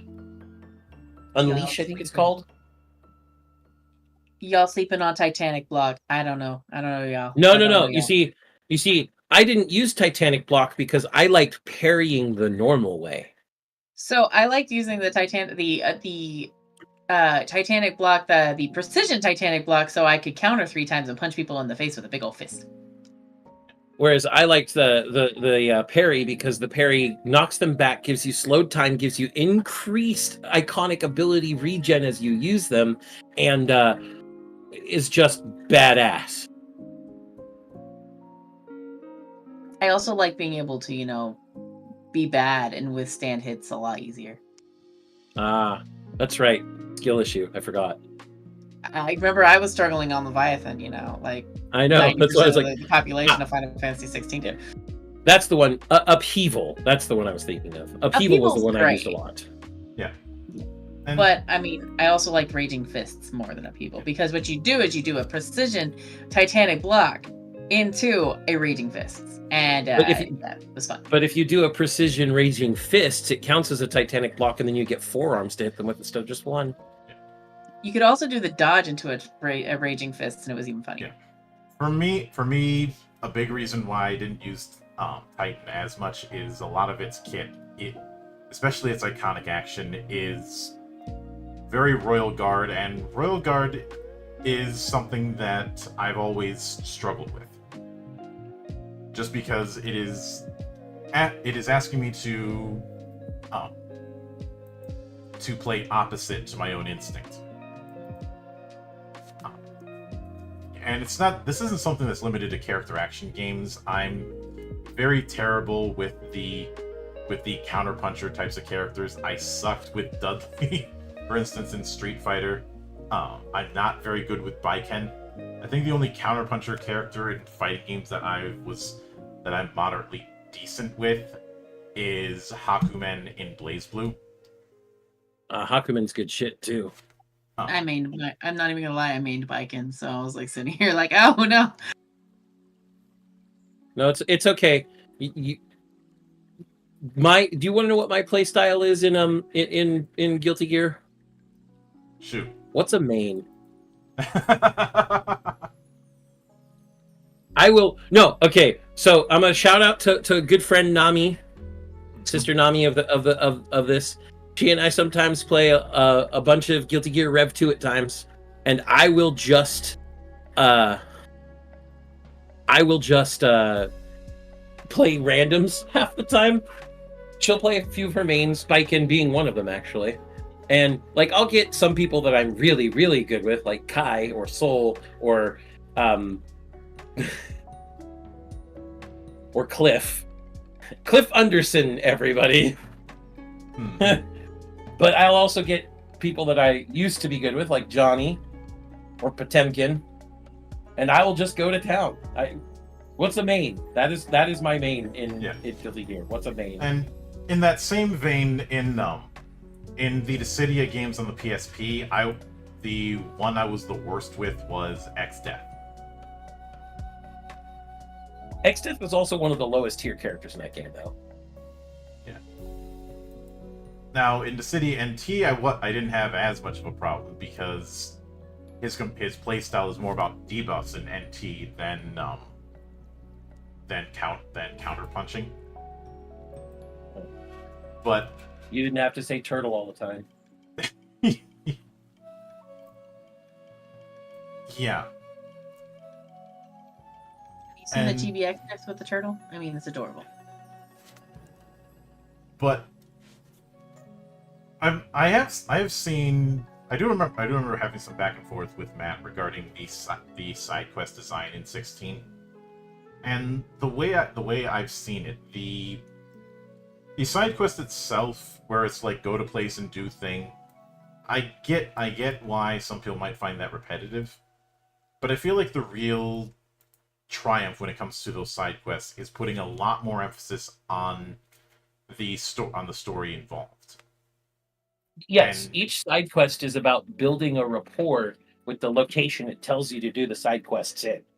And I feel the side quests, they really kind of build who Clive, not only build Clive, but they build the other people in the world. So it's literally a full-on world building rather than just go here and do this. No, it's literally go here, do this, and now you know the lore of this area now because you actually decided to go and take that time.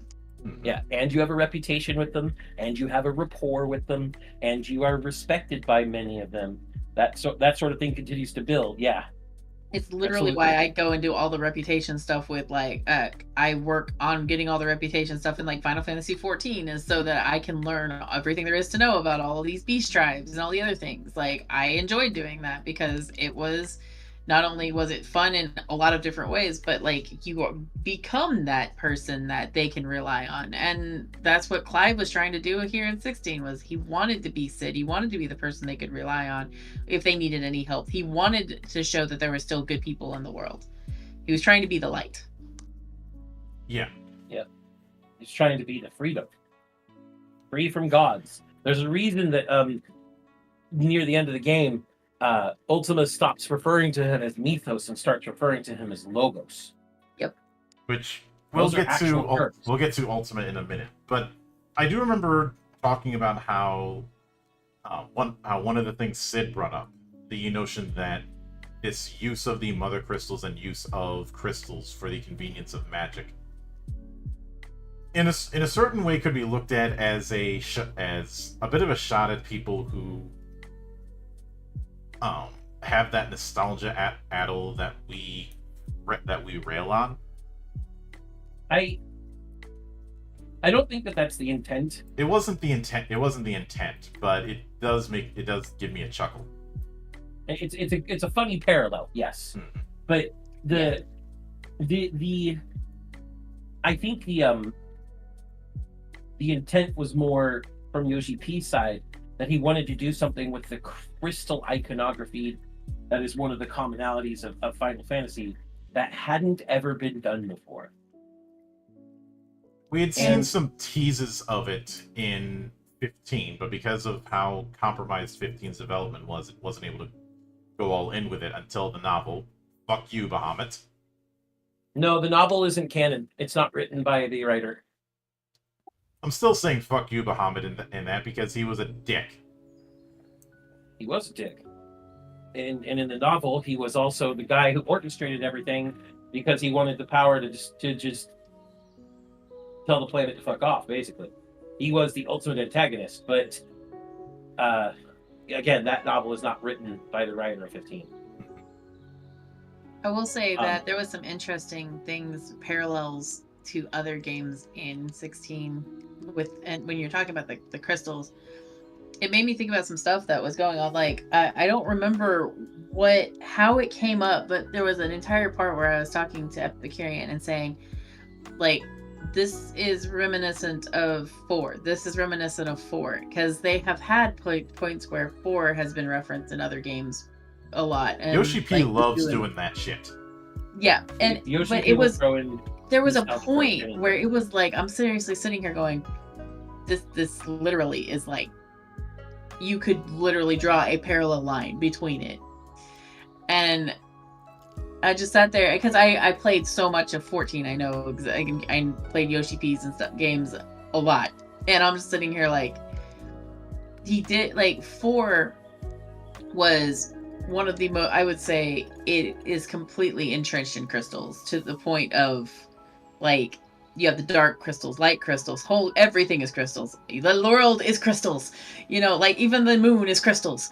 It's like everything is crystals, and it's like, oh well, let's break them all. Well, and I think the thing that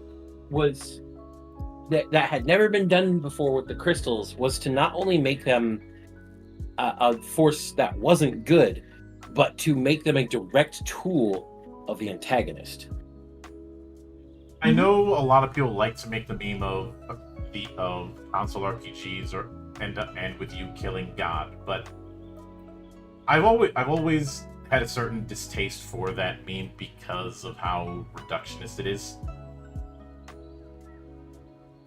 Since it's less, in a lot of those cases, it's less of the final villain is some sort of deity, and more of the fact that it's some sort of authoritarian deity.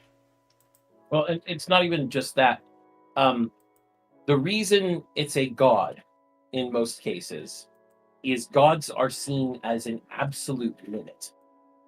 Something you can't get beyond, something you can't fight off because they control mortal fate.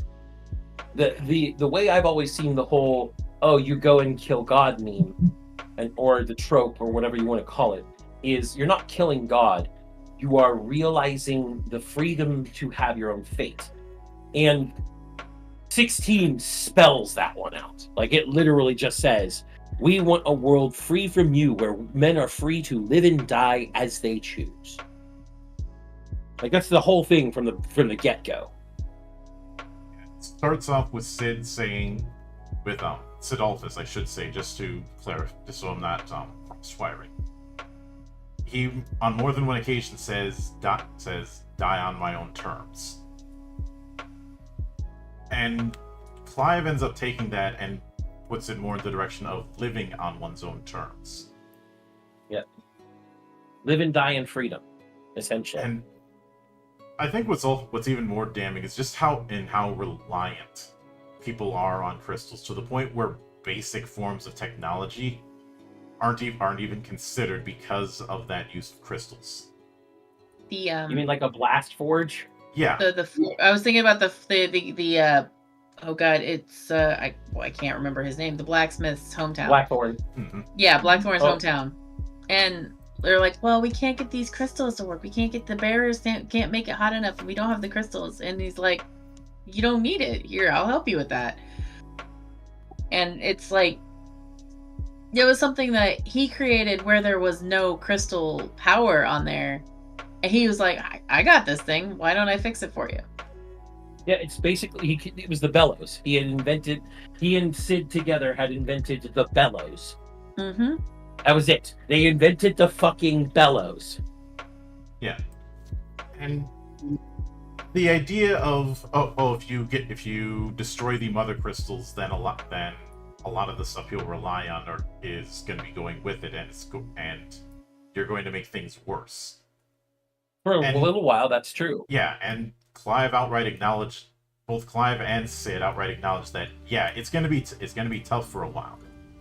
It's not going to be the happiest of ending immediately, but it is going to even out.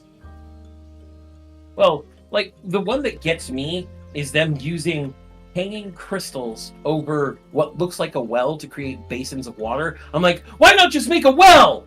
Yeah. Right. Yeah. Or using a crystal to fill just a cup with water in that war room scene early on. That's I think intention. part of the war room scene's purpose was to show how reliant on crystals that, Well, like, for you to realize how reliant on crystals are they No. later. not 'Cause it's only like- how reliant on crystals they are, but to show how wasteful they are. Yeah. Because that's a waste of a crystal. Mm-hmm.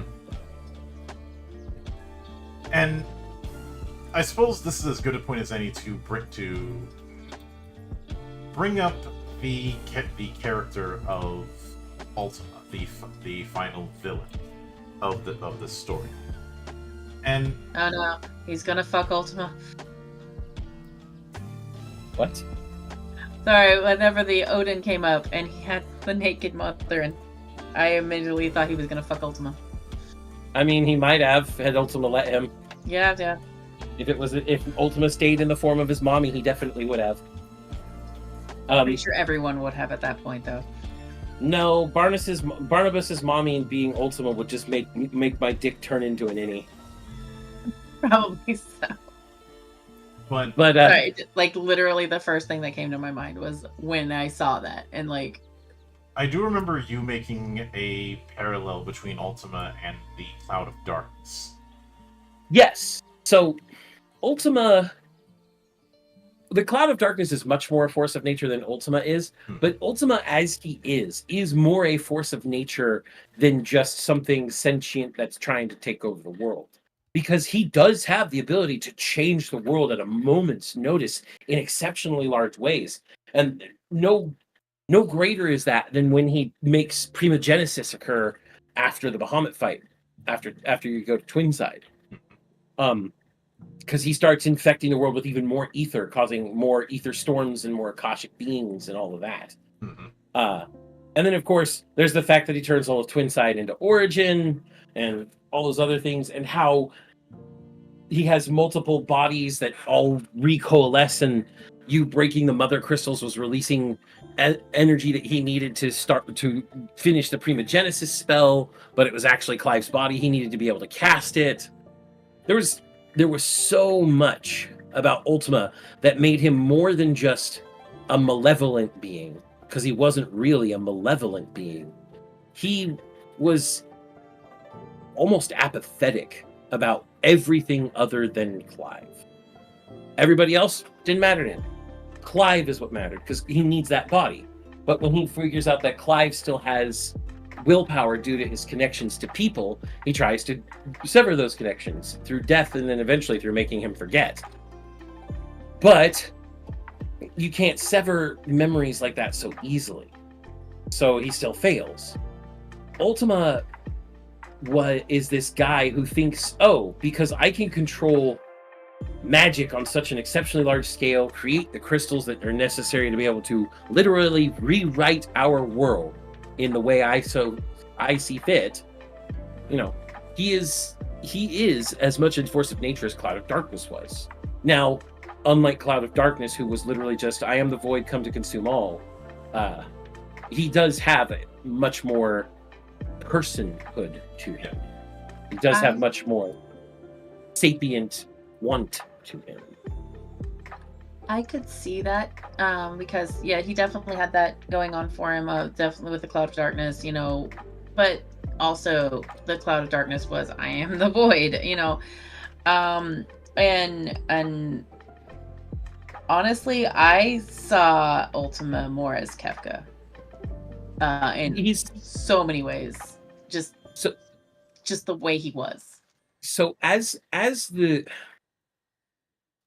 resident dragon of chaos and man who loved six until this, he's not really Kefka, because Kefka was a little person who was experimented on and made crazy by the experiments, who then, due to his craziness and his resentment, sought to usurp the gods.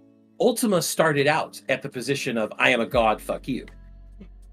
It's more thinking like post in World of Ruin, but yeah. And honestly, the main thing is like, because it just kind of, he gave a lot of the Kefka vibes whenever he, like in World of Ruin Kefka, not beginning of that, because obviously Kefka went from small to big and he became crazy and all the things. He was already crazy. He was already crazy. He went crazier. He's completely mad. But like when he completely centers in on Clive, I kind of was getting other villain vibes. Like there's a lot of villain vibes, but there's also the apathy, as you mentioned, and the big Ultima reason I can't see the Kefka thing is Kefka was a nihilist. He was an extreme nihilist by the time he became the god of magic. Yep. Whereas Ultima is not a nihilist. He's an existentialist for his own existence and no one else's. Pretty much. There's a small part of me that wants to make a parallel between Ultima and the anti-spiral from Gurren Lagann. Actually, that's a better comparison too. Especially since Ultima is a living collective of a whole other race. Yes. But of course, the whole thing of one of your fights with him, he's mirroring Ifrit, so with one wing because Yoshi P had to be cheeky. Well, which and honestly, there was the idea that he's obsessed with Clive, thus Sephiroth being obsessed with Cloud. Yeah, I was about to say that. I was going to go into that. I was like, at first, like Kefka came into my mind initially. Sephiroth came into my mind because of the one-winged angel and I'm obsessed with Cloud, and then the whole thing, all of the stuff with Sephiroth. I can't talk. Oh. And like all the things. I can see Cloud of Darkness a whole lot better. Honestly, I think the thing I compared him to most to, though, during my entire playthrough was Chaos. And because Chaos is Chaos. And he wasn't trying to cause chaos or anything, but he did cause chaos with what he did.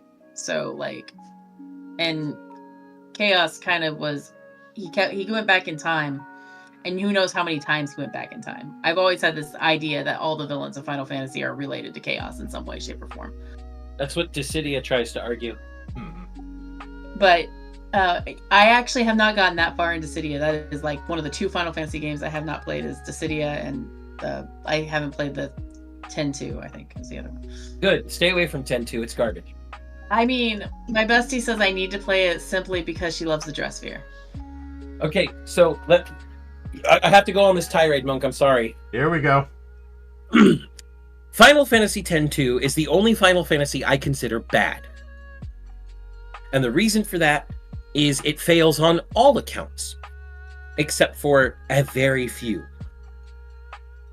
It uses the same world as 10 and doesn't do much new with it. So much that it didn't really feel like anything was different world-wise, other than no sin, and so everybody's at peace. Its new character Pain felt like a cardboard cutout of no one. Its story is frankly nonsensical, My Immortal level fanfiction bullshit. And it does the one thing no other Final Fantasy has ever done, no matter how bad it's gotten other facets. Any music that was not ported from Final Fantasy X and is not one of the new vocal tracks or the final boss theme is garbage. Every other song in the game that is new to 10.2, besides those 3 that I mentioned, are garbage. They're complete grossness. And my example of this is We're the Gullwings, the airship theme, and since you'll be in the airship a lot, you'll hear it a lot. It is a discordant, jangling mess. Yeah. But on top of that, you had one of the writers trying to be cheeky and connect Final Fantasy X with Final Fantasy VII by naming one of the Al Bhed kids in the new airship Shin Ra. And we could go into the fact that Shinra is just a short version of Shinra Bancho, but that's still stretching things. Yep. And then the only other good thing that came from the game is, in fact, the poorly named but very well executed Dress Sphere system.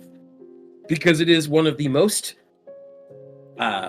fluid job systems a Final Fantasy has ever had. So things will certainly make sense when I bring up one thing. A lot of the team behind N2, their previous work was The Bouncer. That was their primary credit, which is a great game, but it was a great game on a very, very tight schedule. It's a great game on a very tight schedule and a very different type of game. Yeah, and I feel it's one of those cases where the B team ends up working on a major project. But getting back on track. I think a lot of the villains that we've had in the last few years with Final Fantasy have been people who have been individuals who ended up gaining power and succumbing to it, or people who got screwed over by a twist of fate. Ultima is not really that. It's far more akin to the force of nature kind of villains that we've had in early games. Because when I look at the villains that we had in the... I think the only villain I can think of that comes close to that force of nature mindset before 16 was Bunavelza in Lightning Returns. Maybe Orphan as well, but I don't really consider Orphan the villain of 13. Much in the same way I don't consider Necron the villain of 9. The final boss, yes, but not necessarily the villain. See, I also had an idea of Zeromus because of what Zeromus made the villain do in 4. So, You're thinking of Zemus. Zemus. Well, yeah, and Zeromus is the big bad, but Zemus, yeah. Because of what he did. It literally was... when I was growing up, I hated the fact that Golbez wasn't the baddie, and Zemus was, but then grew up, I'm like, yeah. He kind of had he had those vibes too going on whenever I was playing, and I was like, I didn't see a lot of the big bads being like, oh, he just was born into this or whatever on there. It was like, no, he's doing the things. Kefka God only came into my mind because of all the stuff with... I'm sorry, the Odin thing broke my brain when it came to Ultima in every way, shape, or form. Well, this was also pointed out when I was doing these streams, and it's the fact that there is one other shadow manipulator that we haven't talked about, and that was Ultima the High Seraph in Tactics. Though the similar, and I know one might say the similarities are there, especially with the name, but it is a bit tenuous since Ultima in Tactics was was a manipulator using the church as their primary vessel. Ultima in 16 is far too present to be a behind-the-scenes Machiavellian puppet master. He is a direct puppet master. And I should note, when it comes to 13, the person I consider the villain in that is Bartandalus.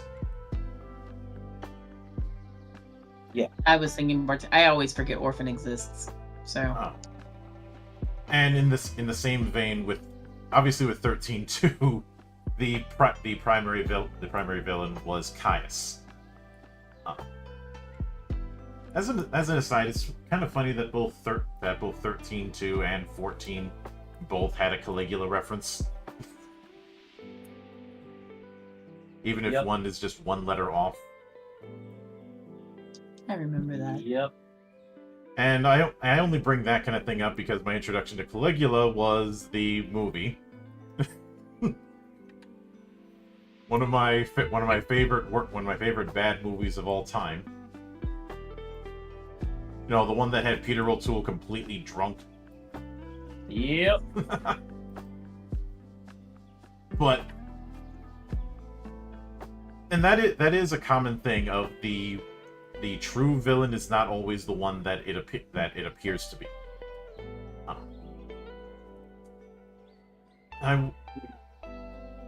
And as far as, like I said, I think because a lot of people got their introduction to FF through 6 or 7, like they're used to that more personal type of villain. And Ultima is not exactly in that sense, especially if you compare him to say, Arden in 15, who is the king of completely getting screwed over. Or the road to hell is paved with good intentions, because he was doing the best he could as king. It's just Bahamut is an asshole.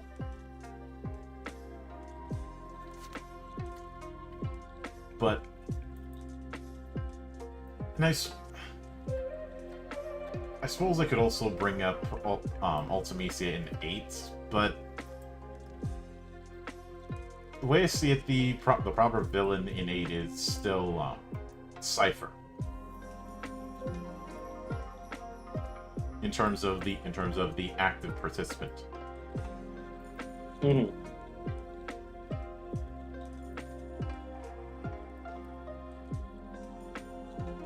And hold on one moment. So we got a newcomer into the server, so I do take care of that. But as a bit of an aside, I did think it was a smart move to introduce the hunts. Mm-hmm.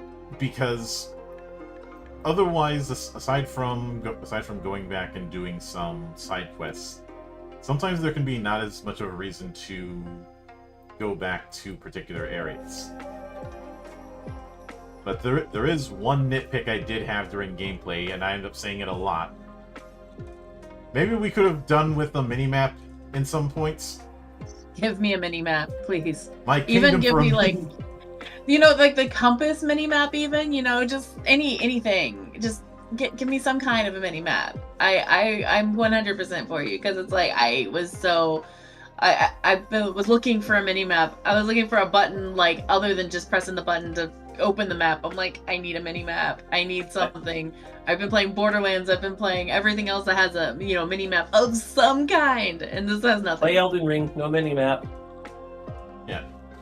Once again, skill issue.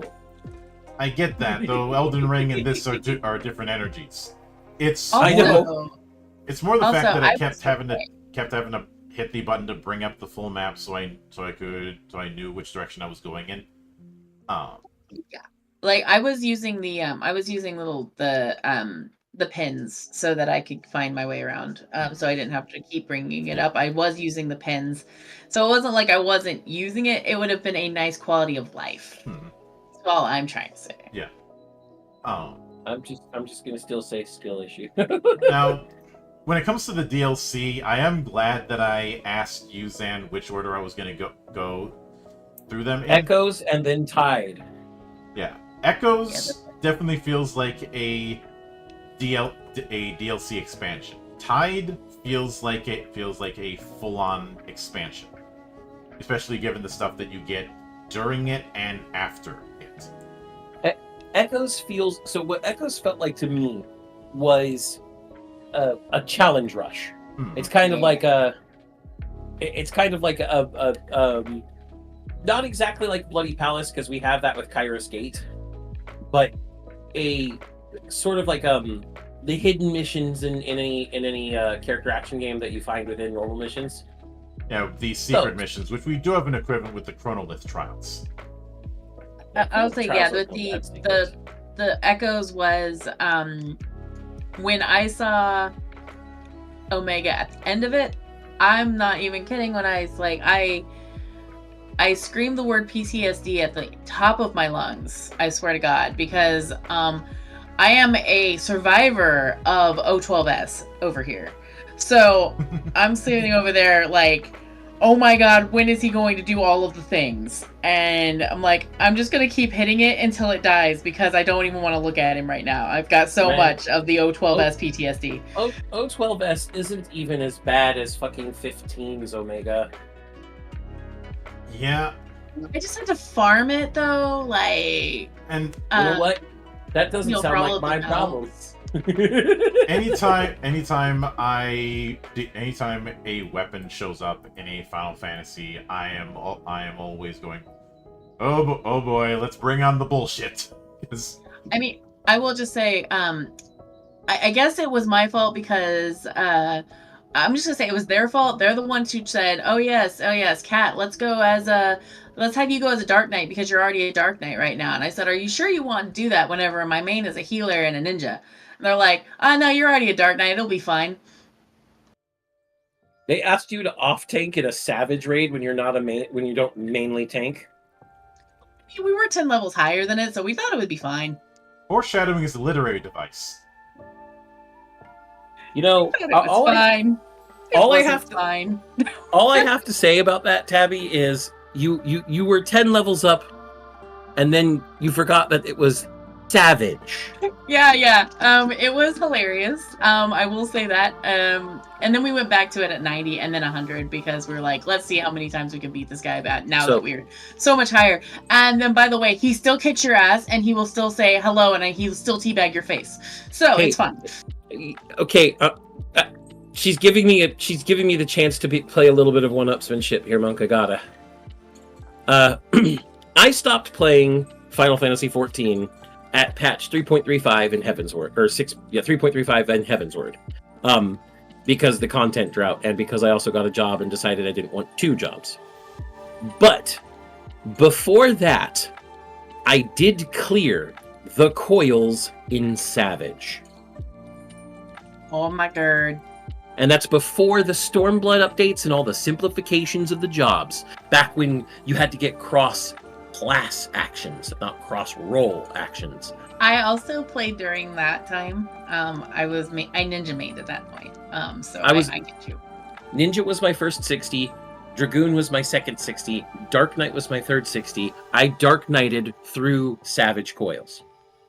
We did. I was the ninja. Ninja was my first, and White Mage was my second. And ninja. They brought me with them as a ninja, because and quite literally, most of the people in my raiding group that I had before we disbanded, they knew me mostly as a ninja. And so when I was like, oh, I'll go as a sage, don't worry about it, they were all like, are you sure about that? We know you as a ninja, and you're freaking amazing as a ninja. Like, you got top DPS and everything. And I was like, I'm better as a sage, trust me. And they're like, okay. Well, sure enough, I was like, I should have gone as a ninja, but I got a lot better at sage very quickly. But the point I'm getting at is, I know Savage raids. I know them very well. I'm never doing Coil Savage again. Well, I'm never playing the game again, but that's a different story. I went in as a level 100 to Bahamut, the doing coils, 9S, as a level 100, and if you fuck up, you fuck up, and you will still die. Yes. And that's why I loved it so much when I was doing it. I do love that stuff. The reason I'm pointing that out is when you were like, "Oh, we're 10 levels up." I was just like, "But Savage Raid." But Savage. No, honestly, the echoes reminded me of that fight because, like, at one point it's like all hell breaks loose, and you're just like, I don't know where I'm at, and like it's like you're in that Savage Raid all over again where you're learning it, and you're just like, oh god, what's going on? I watched Monk die to Omega. It was funny. Yeah, oh, that's a skill issue. I didn't even die to that one. He died to Omega. No, it's even better. He died to Omega on story focused mode. Yeah, and skill issue. I finished. So obviously it wasn't a skill issue for long. I mean, I played on an action focus. Just saying. I have a certain approach with games. I go easy and then I build my way upwards. That is a personal choice. Yep. There's nothing wrong with playing it that way. I just like to give you shit, Monk. Yeah. Besides, if I'm being shit for dying on Leviathan, I will give you shit for dying on anything else. I had gone through stuff like I want to be the guy and the like, so I don't feel the need to chest thump about difficulty. Mm-hmm. I know. I just like giving you shit. That's all. That and I will never touch the higher difficulties in the Descent games ever again. There's comes a point too where if you are playing at a higher difficulty and it actually the one thing that my bestie always tells me, Epicurean says, if you stop having fun with it, it's not worth playing at a higher difficulty. Absolutely. And honestly, like I almost turned down I just finished Radiant Historia on hard, and I have on deadly as well. That's gonna be my challenge run is on deadly. And I was playing it, and at one point I'm like, I'm about to turn this difficulty down. I was so frustrated, and then I was like, but no, at this point I have to do it because of course pride makes it so you got to do it. Mm-hmm. But I've been, my brother said over the weekend, and I will echo it, is just there is no shame in turning down difficulty if it becomes to a job more than a game. Yes, so absolutely. I mean that's how I've always looked at it. That is absolutely it. I will only give people shit because that's how I treat all my friends. I give everybody shit and I give myself shit all the time too. So don't worry about it. Yeah. Don't worry about it. Now that being said, I died to the Minotaur. Don't worry. I do remember when it came to Echoes. As soon as I saw the monsters and tubes, I'm like, they're gonna break out of those. I was making these Soylent Green jokes because it was pretty obvious. But I feel like one of the big messages with that is that the Fallen were not nice people. Oh, of course. Absolutely not. They were not. And there was something of a nod to that up until that point. This was just the final nail to that. And I can understand going through that and then going through the Rising Tide, because it does provide further context when it comes to the Mysidians. And as an aside, having this hidden place be referred to as Mysidia is a nice little nod. Yeah, I liked that. Whenever I saw Mysidia, and I'm just like, I go, there's another one, there's another one, there's another one, and Epicure is like, what? And I'm like, dude, it's just another reference.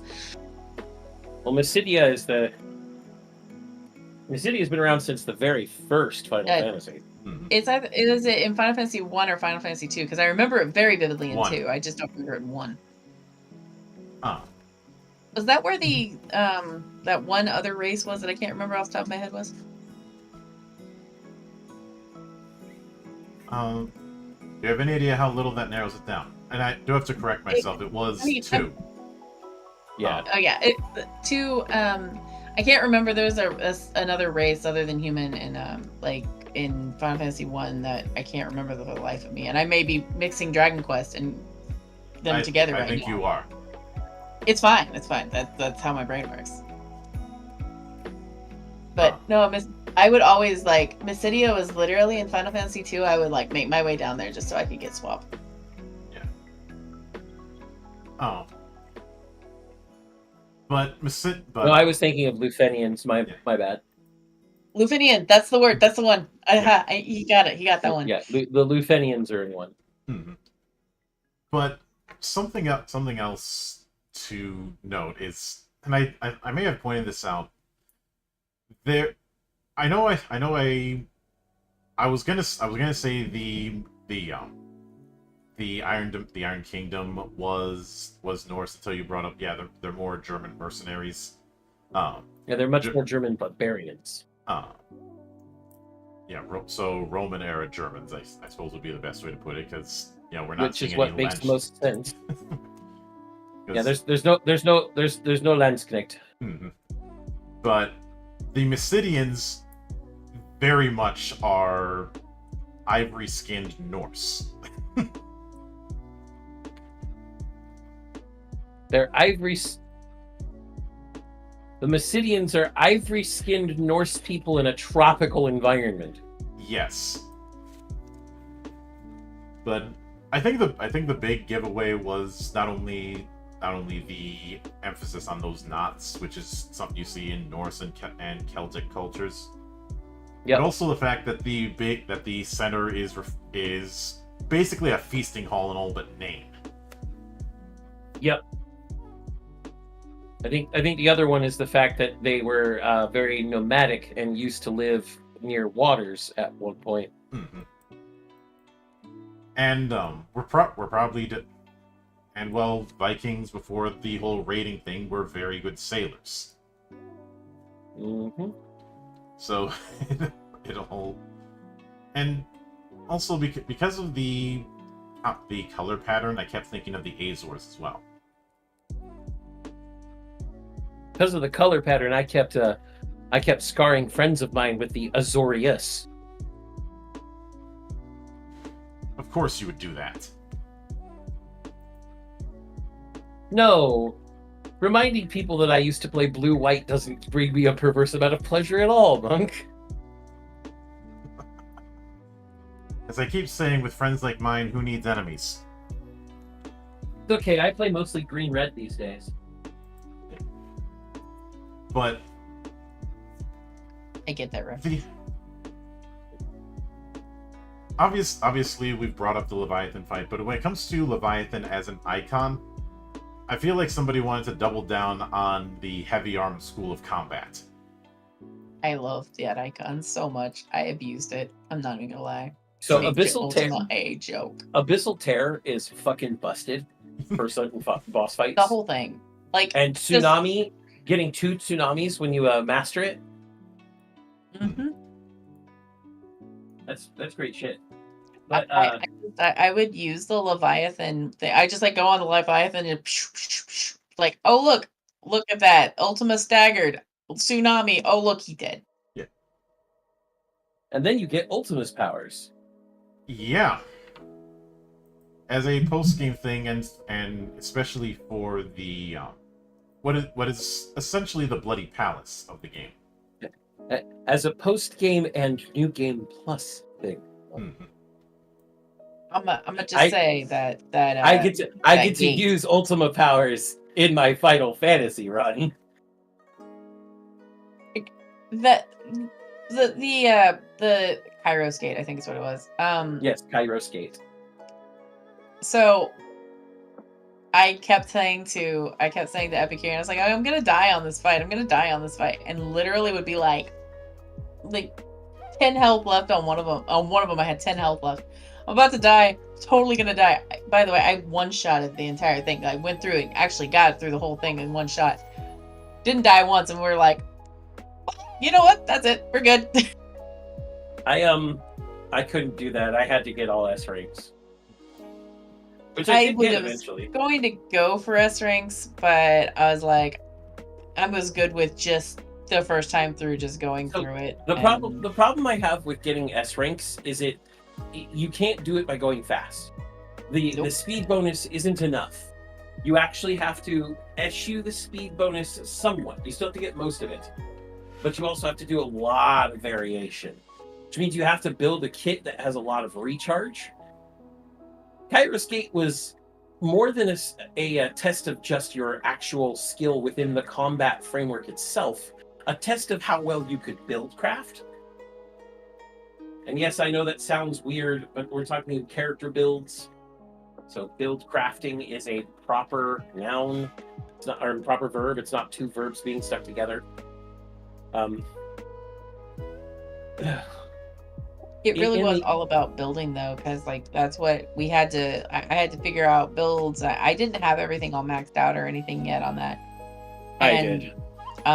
So I didn't challenge have. Kairos Gate until I did. Yeah, I was thinking about going back and doing that, but honestly, I was just. I went in, I did the thing, and I left and I was like, I'm pretty much okay right now, not getting S ranks on everything, considering I have like nothing maxed out. I just kind of was going through the game.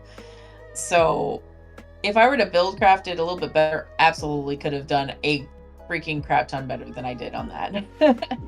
Well, the real problem I have, I did spoil a little bit of what Kairos Gate is going to be like and what the rewards are for all us on Final Fantasy and higher difficulty, because there's a difficulty beyond Final Fantasy if you didn't know that. The reward for getting 20 S's is honestly not worth it, but I'm going to do it anyway. Oh, Annette. Hello there, Soup. Welcome to the party. Do you care about me spoiling what Final Fantasy difficulty Kairos Gate rewards are or above, or not? You could spoil anything you want on it. I mean, I'm going to be doing the challenge run anyway, so for Final Fantasy mode, and then if it does have a higher mode, then I'll probably do it again. Well, I'm also asking Monk. Does he care? I'm fine with it. Statutes. All right. Well, yeah, but sometimes people are just like, please don't. And I'm like, okay. So the reward for getting 20 S ranks on Kairos Gate at Final Fantasy difficult or above is a fight against the Shadow Clive that you fought at the very beginning of the game to get the Ifrit powers in the first place, just a little more varied because now he has icon powers himself. It's like, okay, I guess it's just a victory lap then. Thanks. Didn't we have something like that in some of the bottom of the bloody palaces in DMCs? Yes, but there was still one tangible benefit to Bloody Palace that was always good, and that's more red souls. Fair. That is fair. Now, I will say that there are other rewards from normal mode, well, action-focused or story-focused mode.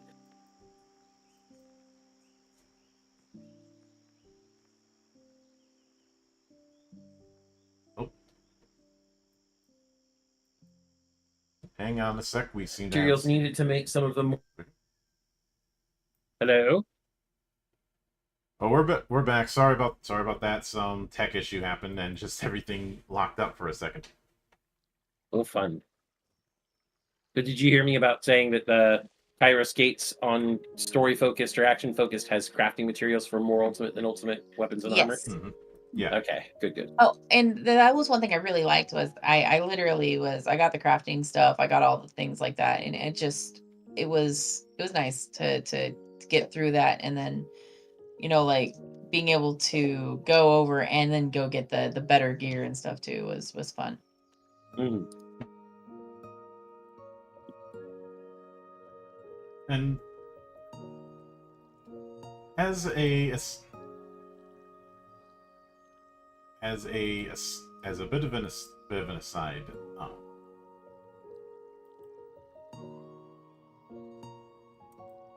I appreciated the design of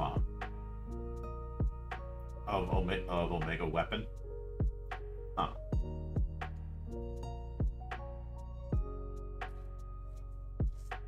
but But I've never been good at getting S ranks, anyways. So take that with a grain of salt. Now, I do want to do a bit of pandering to Zan and myself, especially since we are the co-developers of Legend Edition, and Zan is the editor-in-chief. Yes. Is when it comes to each of the dominants that we get control over, which of the jobs do you I know it'd be tempting to just say yokai for each of them, but what other jobs do you think they would embody within our system? So you mean outside of their priming?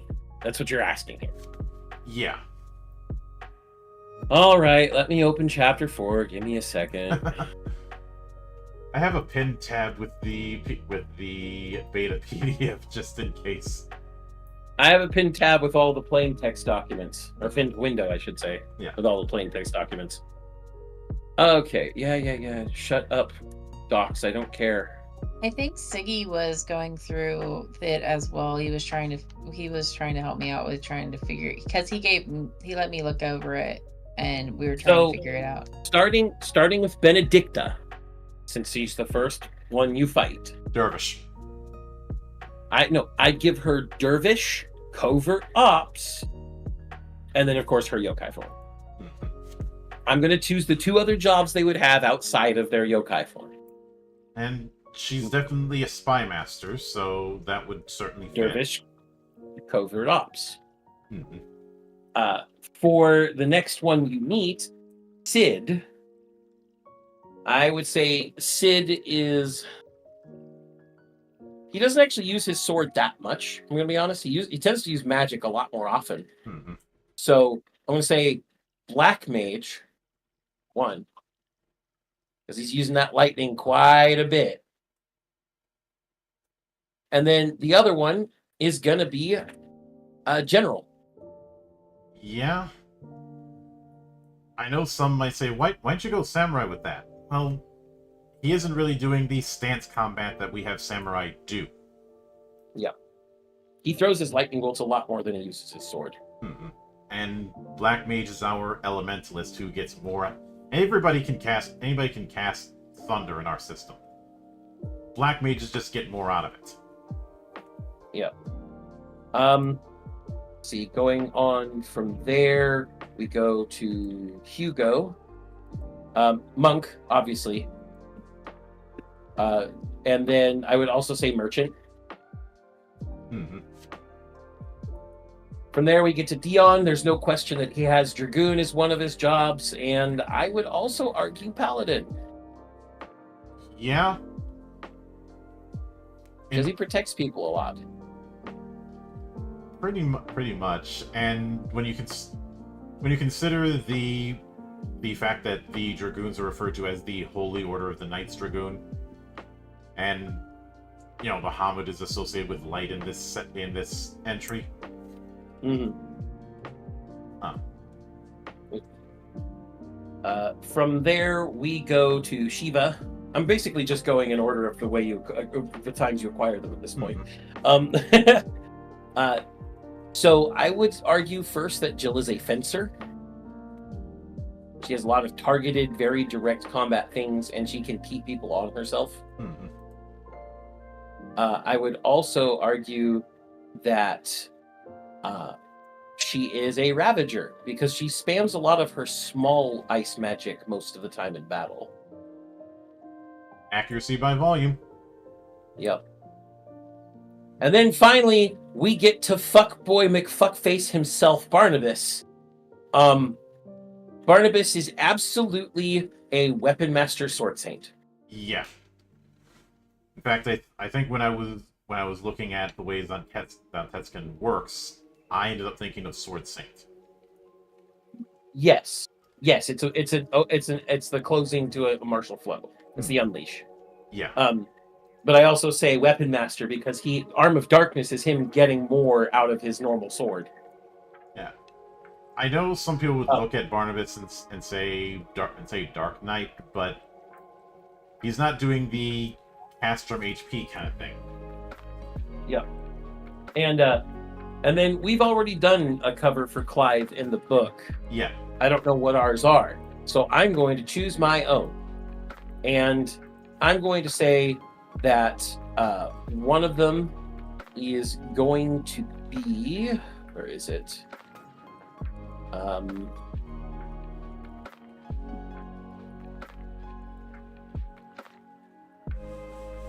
I'm pretty sure that out of all of our warrior classes, he is most like a berserker. And then because of all the cool stuff he does socially, I'm giving him noble. I did look up what we gave. It was Adept, Rune Knight, Peacemaster, and Yokai of Ifrit. I know why we did that. The Rune Knight, I remember exactly why Matt did that. The Rune Knight was because of the fact that he's the anti-icon and eats other icons. The Beastmaster is because of Torgal. And of course, Yokai of Ifrit as well, because he's the dominant of Ifrit. My version of Clive, focusing just on Clive, is Berserker, Noble, Yokai, Ifrit. Yeah. Yokai, Ifrit. But again, those are what we have in the book is sample combinations, and because of how it's set up, one way you could interpret the character. Yeah, there's no one way to do it, which is something that you don't see when it comes to character adaptations in that regard. Now, as a bit of a final note, I do want to posit one question to you all. Even with the false narratives and the like that we saw with 16, do you see a possibility that years down the road we end up meeting people who say 16 was their first Final Fantasy? Absolutely. Absolutely. I already know people. Mm-hmm. It's already happening, though. I already know somebody who never played Final Fantasy before because they actually disliked turn-based play, and when this one came out, they're like, okay. Epicurean, the person I keep mentioning, she started. She only played Final Fantasy 14 because she was watching Final Fantasy 16, and this is the first Final Fantasy that she was legitimately exposed to after I forced her to play Mystic Quest with me.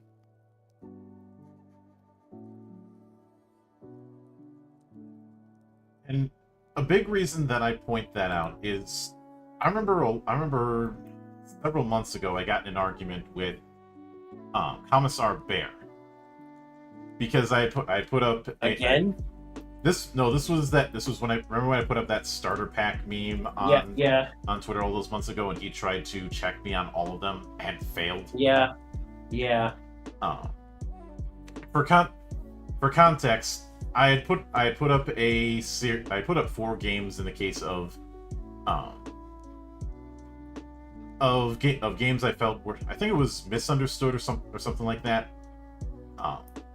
or ones that people hated at first and then did a 180 on, or introduced mechanics that people enjoy. Basically, that kind of amnesia and that kind of selective amnesia. Yeah. One of them was Armored Core 4. And I remember him trying to check me on that. We had our back and forth. And then sometime afterwards, he had said that it was baffling to him that him saying Final Fantasy 13 was not good was some kind of hot take, according to some of the responses he got. And I remember around that time I had stated, you're not looking at the, once again, you're not looking at the bigger picture. I realize who I am regarding the whole concept of bigger picture, but for whole generations now, the Lightning Saga was their introduction. For a whole generation, 7 was their introduction.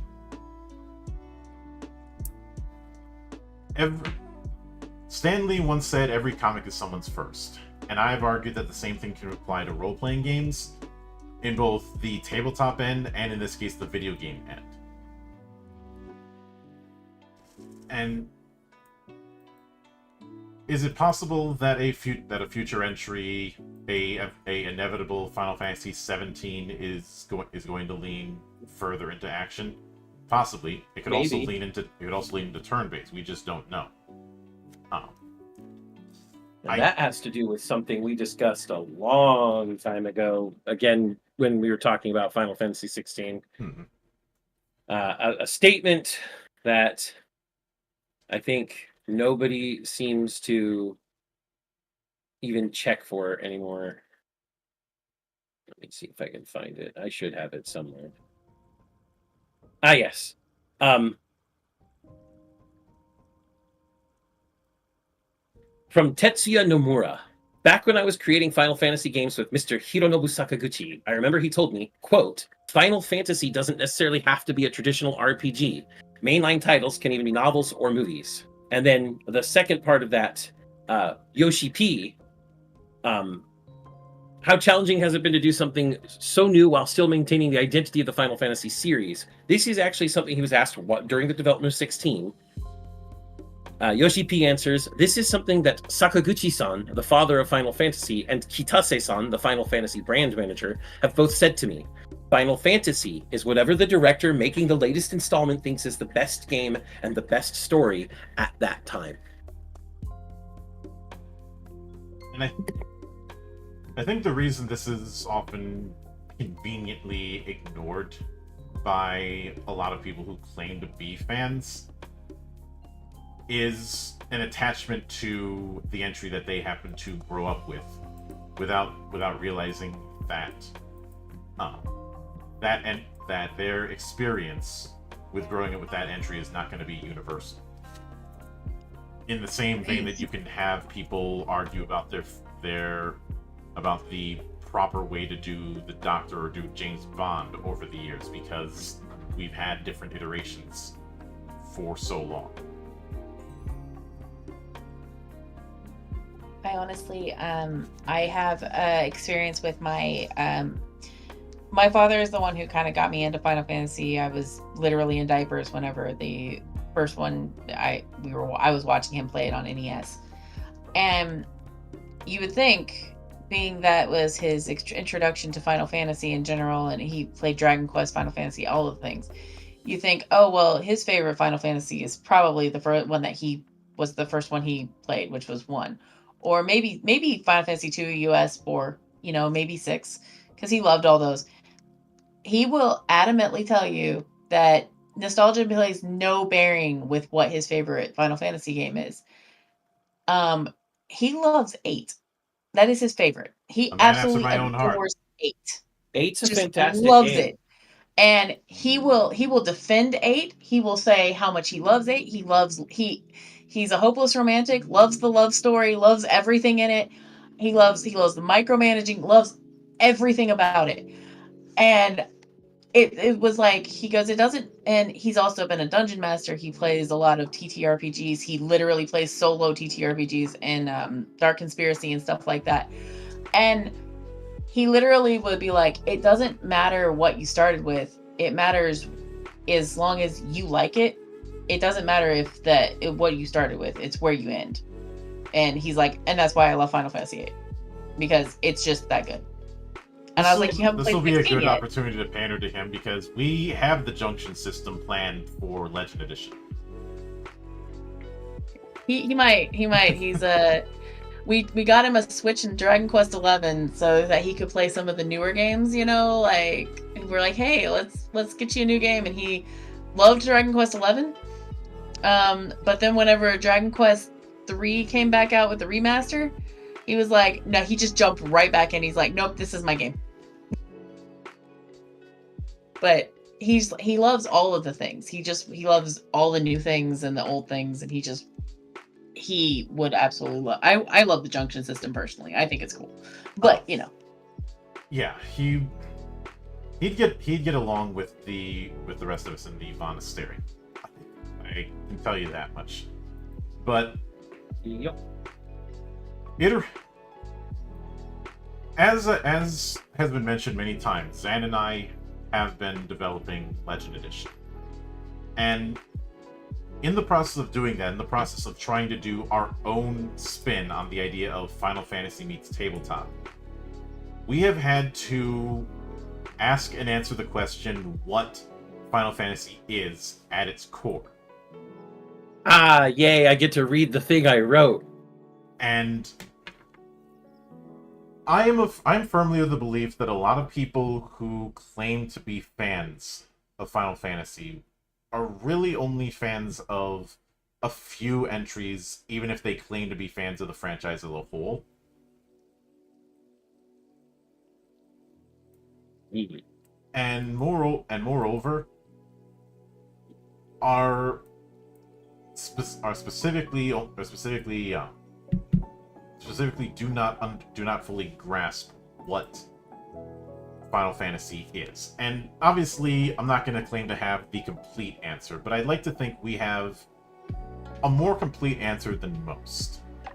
Which I is like what I wrote. iteration and experimentation. And since he's chomping at the bit, I'll let him read off what he wrote when it came to his answer. Since we gave it its own damn page and all that. Yes, we actually did. So I wrote this as part of our introduction in the book. What is Final Fantasy? Many of you reading this probably wonder why we would ask and answer such a question. It could easily be answered as a video game series created by Squaresoft, who later became Square Enix, which was once their most recognized and most popular title worldwide. You may have even heard the urban legend that it was Square's last shot at making something profitable or they would go bankrupt. As romantic as that story is, it's not even remotely true. However, that doesn't actually answer what Final Fantasy is. Final Fantasy, at its core, is both easy to understand yet hard to define. A deep story where the world is ultimately at stake, yet filled with heartfelt interpersonal messages and struggles, all blending together into an epic that pulls the player along, tugging and capturing them with the wonder that only such an epic can. Moogles, chocobos, magical spells and weapons, legendary beasts galore, masterpiece-level soundtrack work. All of these elements and more blend to be greater than the sum of their parts, creating separate but masterful worlds that bewitch and entertain. But does that actually define Final Fantasy? Does it actually tell you the triumphs and sorrows you would feel playing these games? The sense of closeness to your favorite characters? Does it give you the impression of being part of such a grand story where you can save the world or even the universe? Facing down terrifying tyrants and despotic deities with the power you've slowly gathered over the course of your journey. The friends and allies you've made standing with you as you decide everything in one final climactic battle. Does it actually mark you with each step of the journey? All the hardships you went through with your party time and again? In the end, Final Fantasy's soul is unique to itself. No one would ever mistake Final Fantasy for another high fantasy with equal depth, just as no one would ever mistake Tolkien's works for anything else. I hope that this has given you a spark of what Final Fantasy is, the same fervor and wonder that players of the video games have. I also hope that our efforts to capture the soul of Final Fantasy and turn it into the building blocks of a game where you can make your own Final Fantasy epic are not in vain, and I wish you the best adventures, where the most pulse-pounding triumphs and heart-rending failures and everything in between exist. Most of all, I hope you have fun, and can grow to love Final Fantasy as much as this old dragon does. With that said, I think we have covered everything that we could cover when it comes to 16. And there are certainly going to be people who will double down on narratives, and they will end up showing their asses in due time, since, as I often say, never interrupt your enemy when he's making a mistake. And as for me, I don't think, as tempting as it would be to jump straight into Clair Obscure, I'm not going to be doing that, especially with Stellar Blade on the horizon next month. Stellar Blade's on the horizon. I still have to start Claroscure. Baldur's Gate 3 I just recently got, so I'm going through that. God fucking damn it. Video games stop being so good and time consuming. Joke's on you.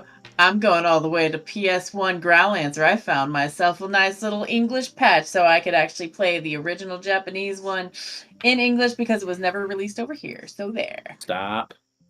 But that just goes to show that the performative cynicism of nobody's making any good games except for the occasional indie is, as always, a falsehood, and I will continue to call it out for being a falsehood. But I will definitely pick something else stream-wise. Probably something a little less graphic intensive. But I'll always play the Bloodborne remake. I could. But until then, on behalf of the good brothers present and not present, my name is Mildra. I am your gaming monk. Stay fucking frosty, everybody.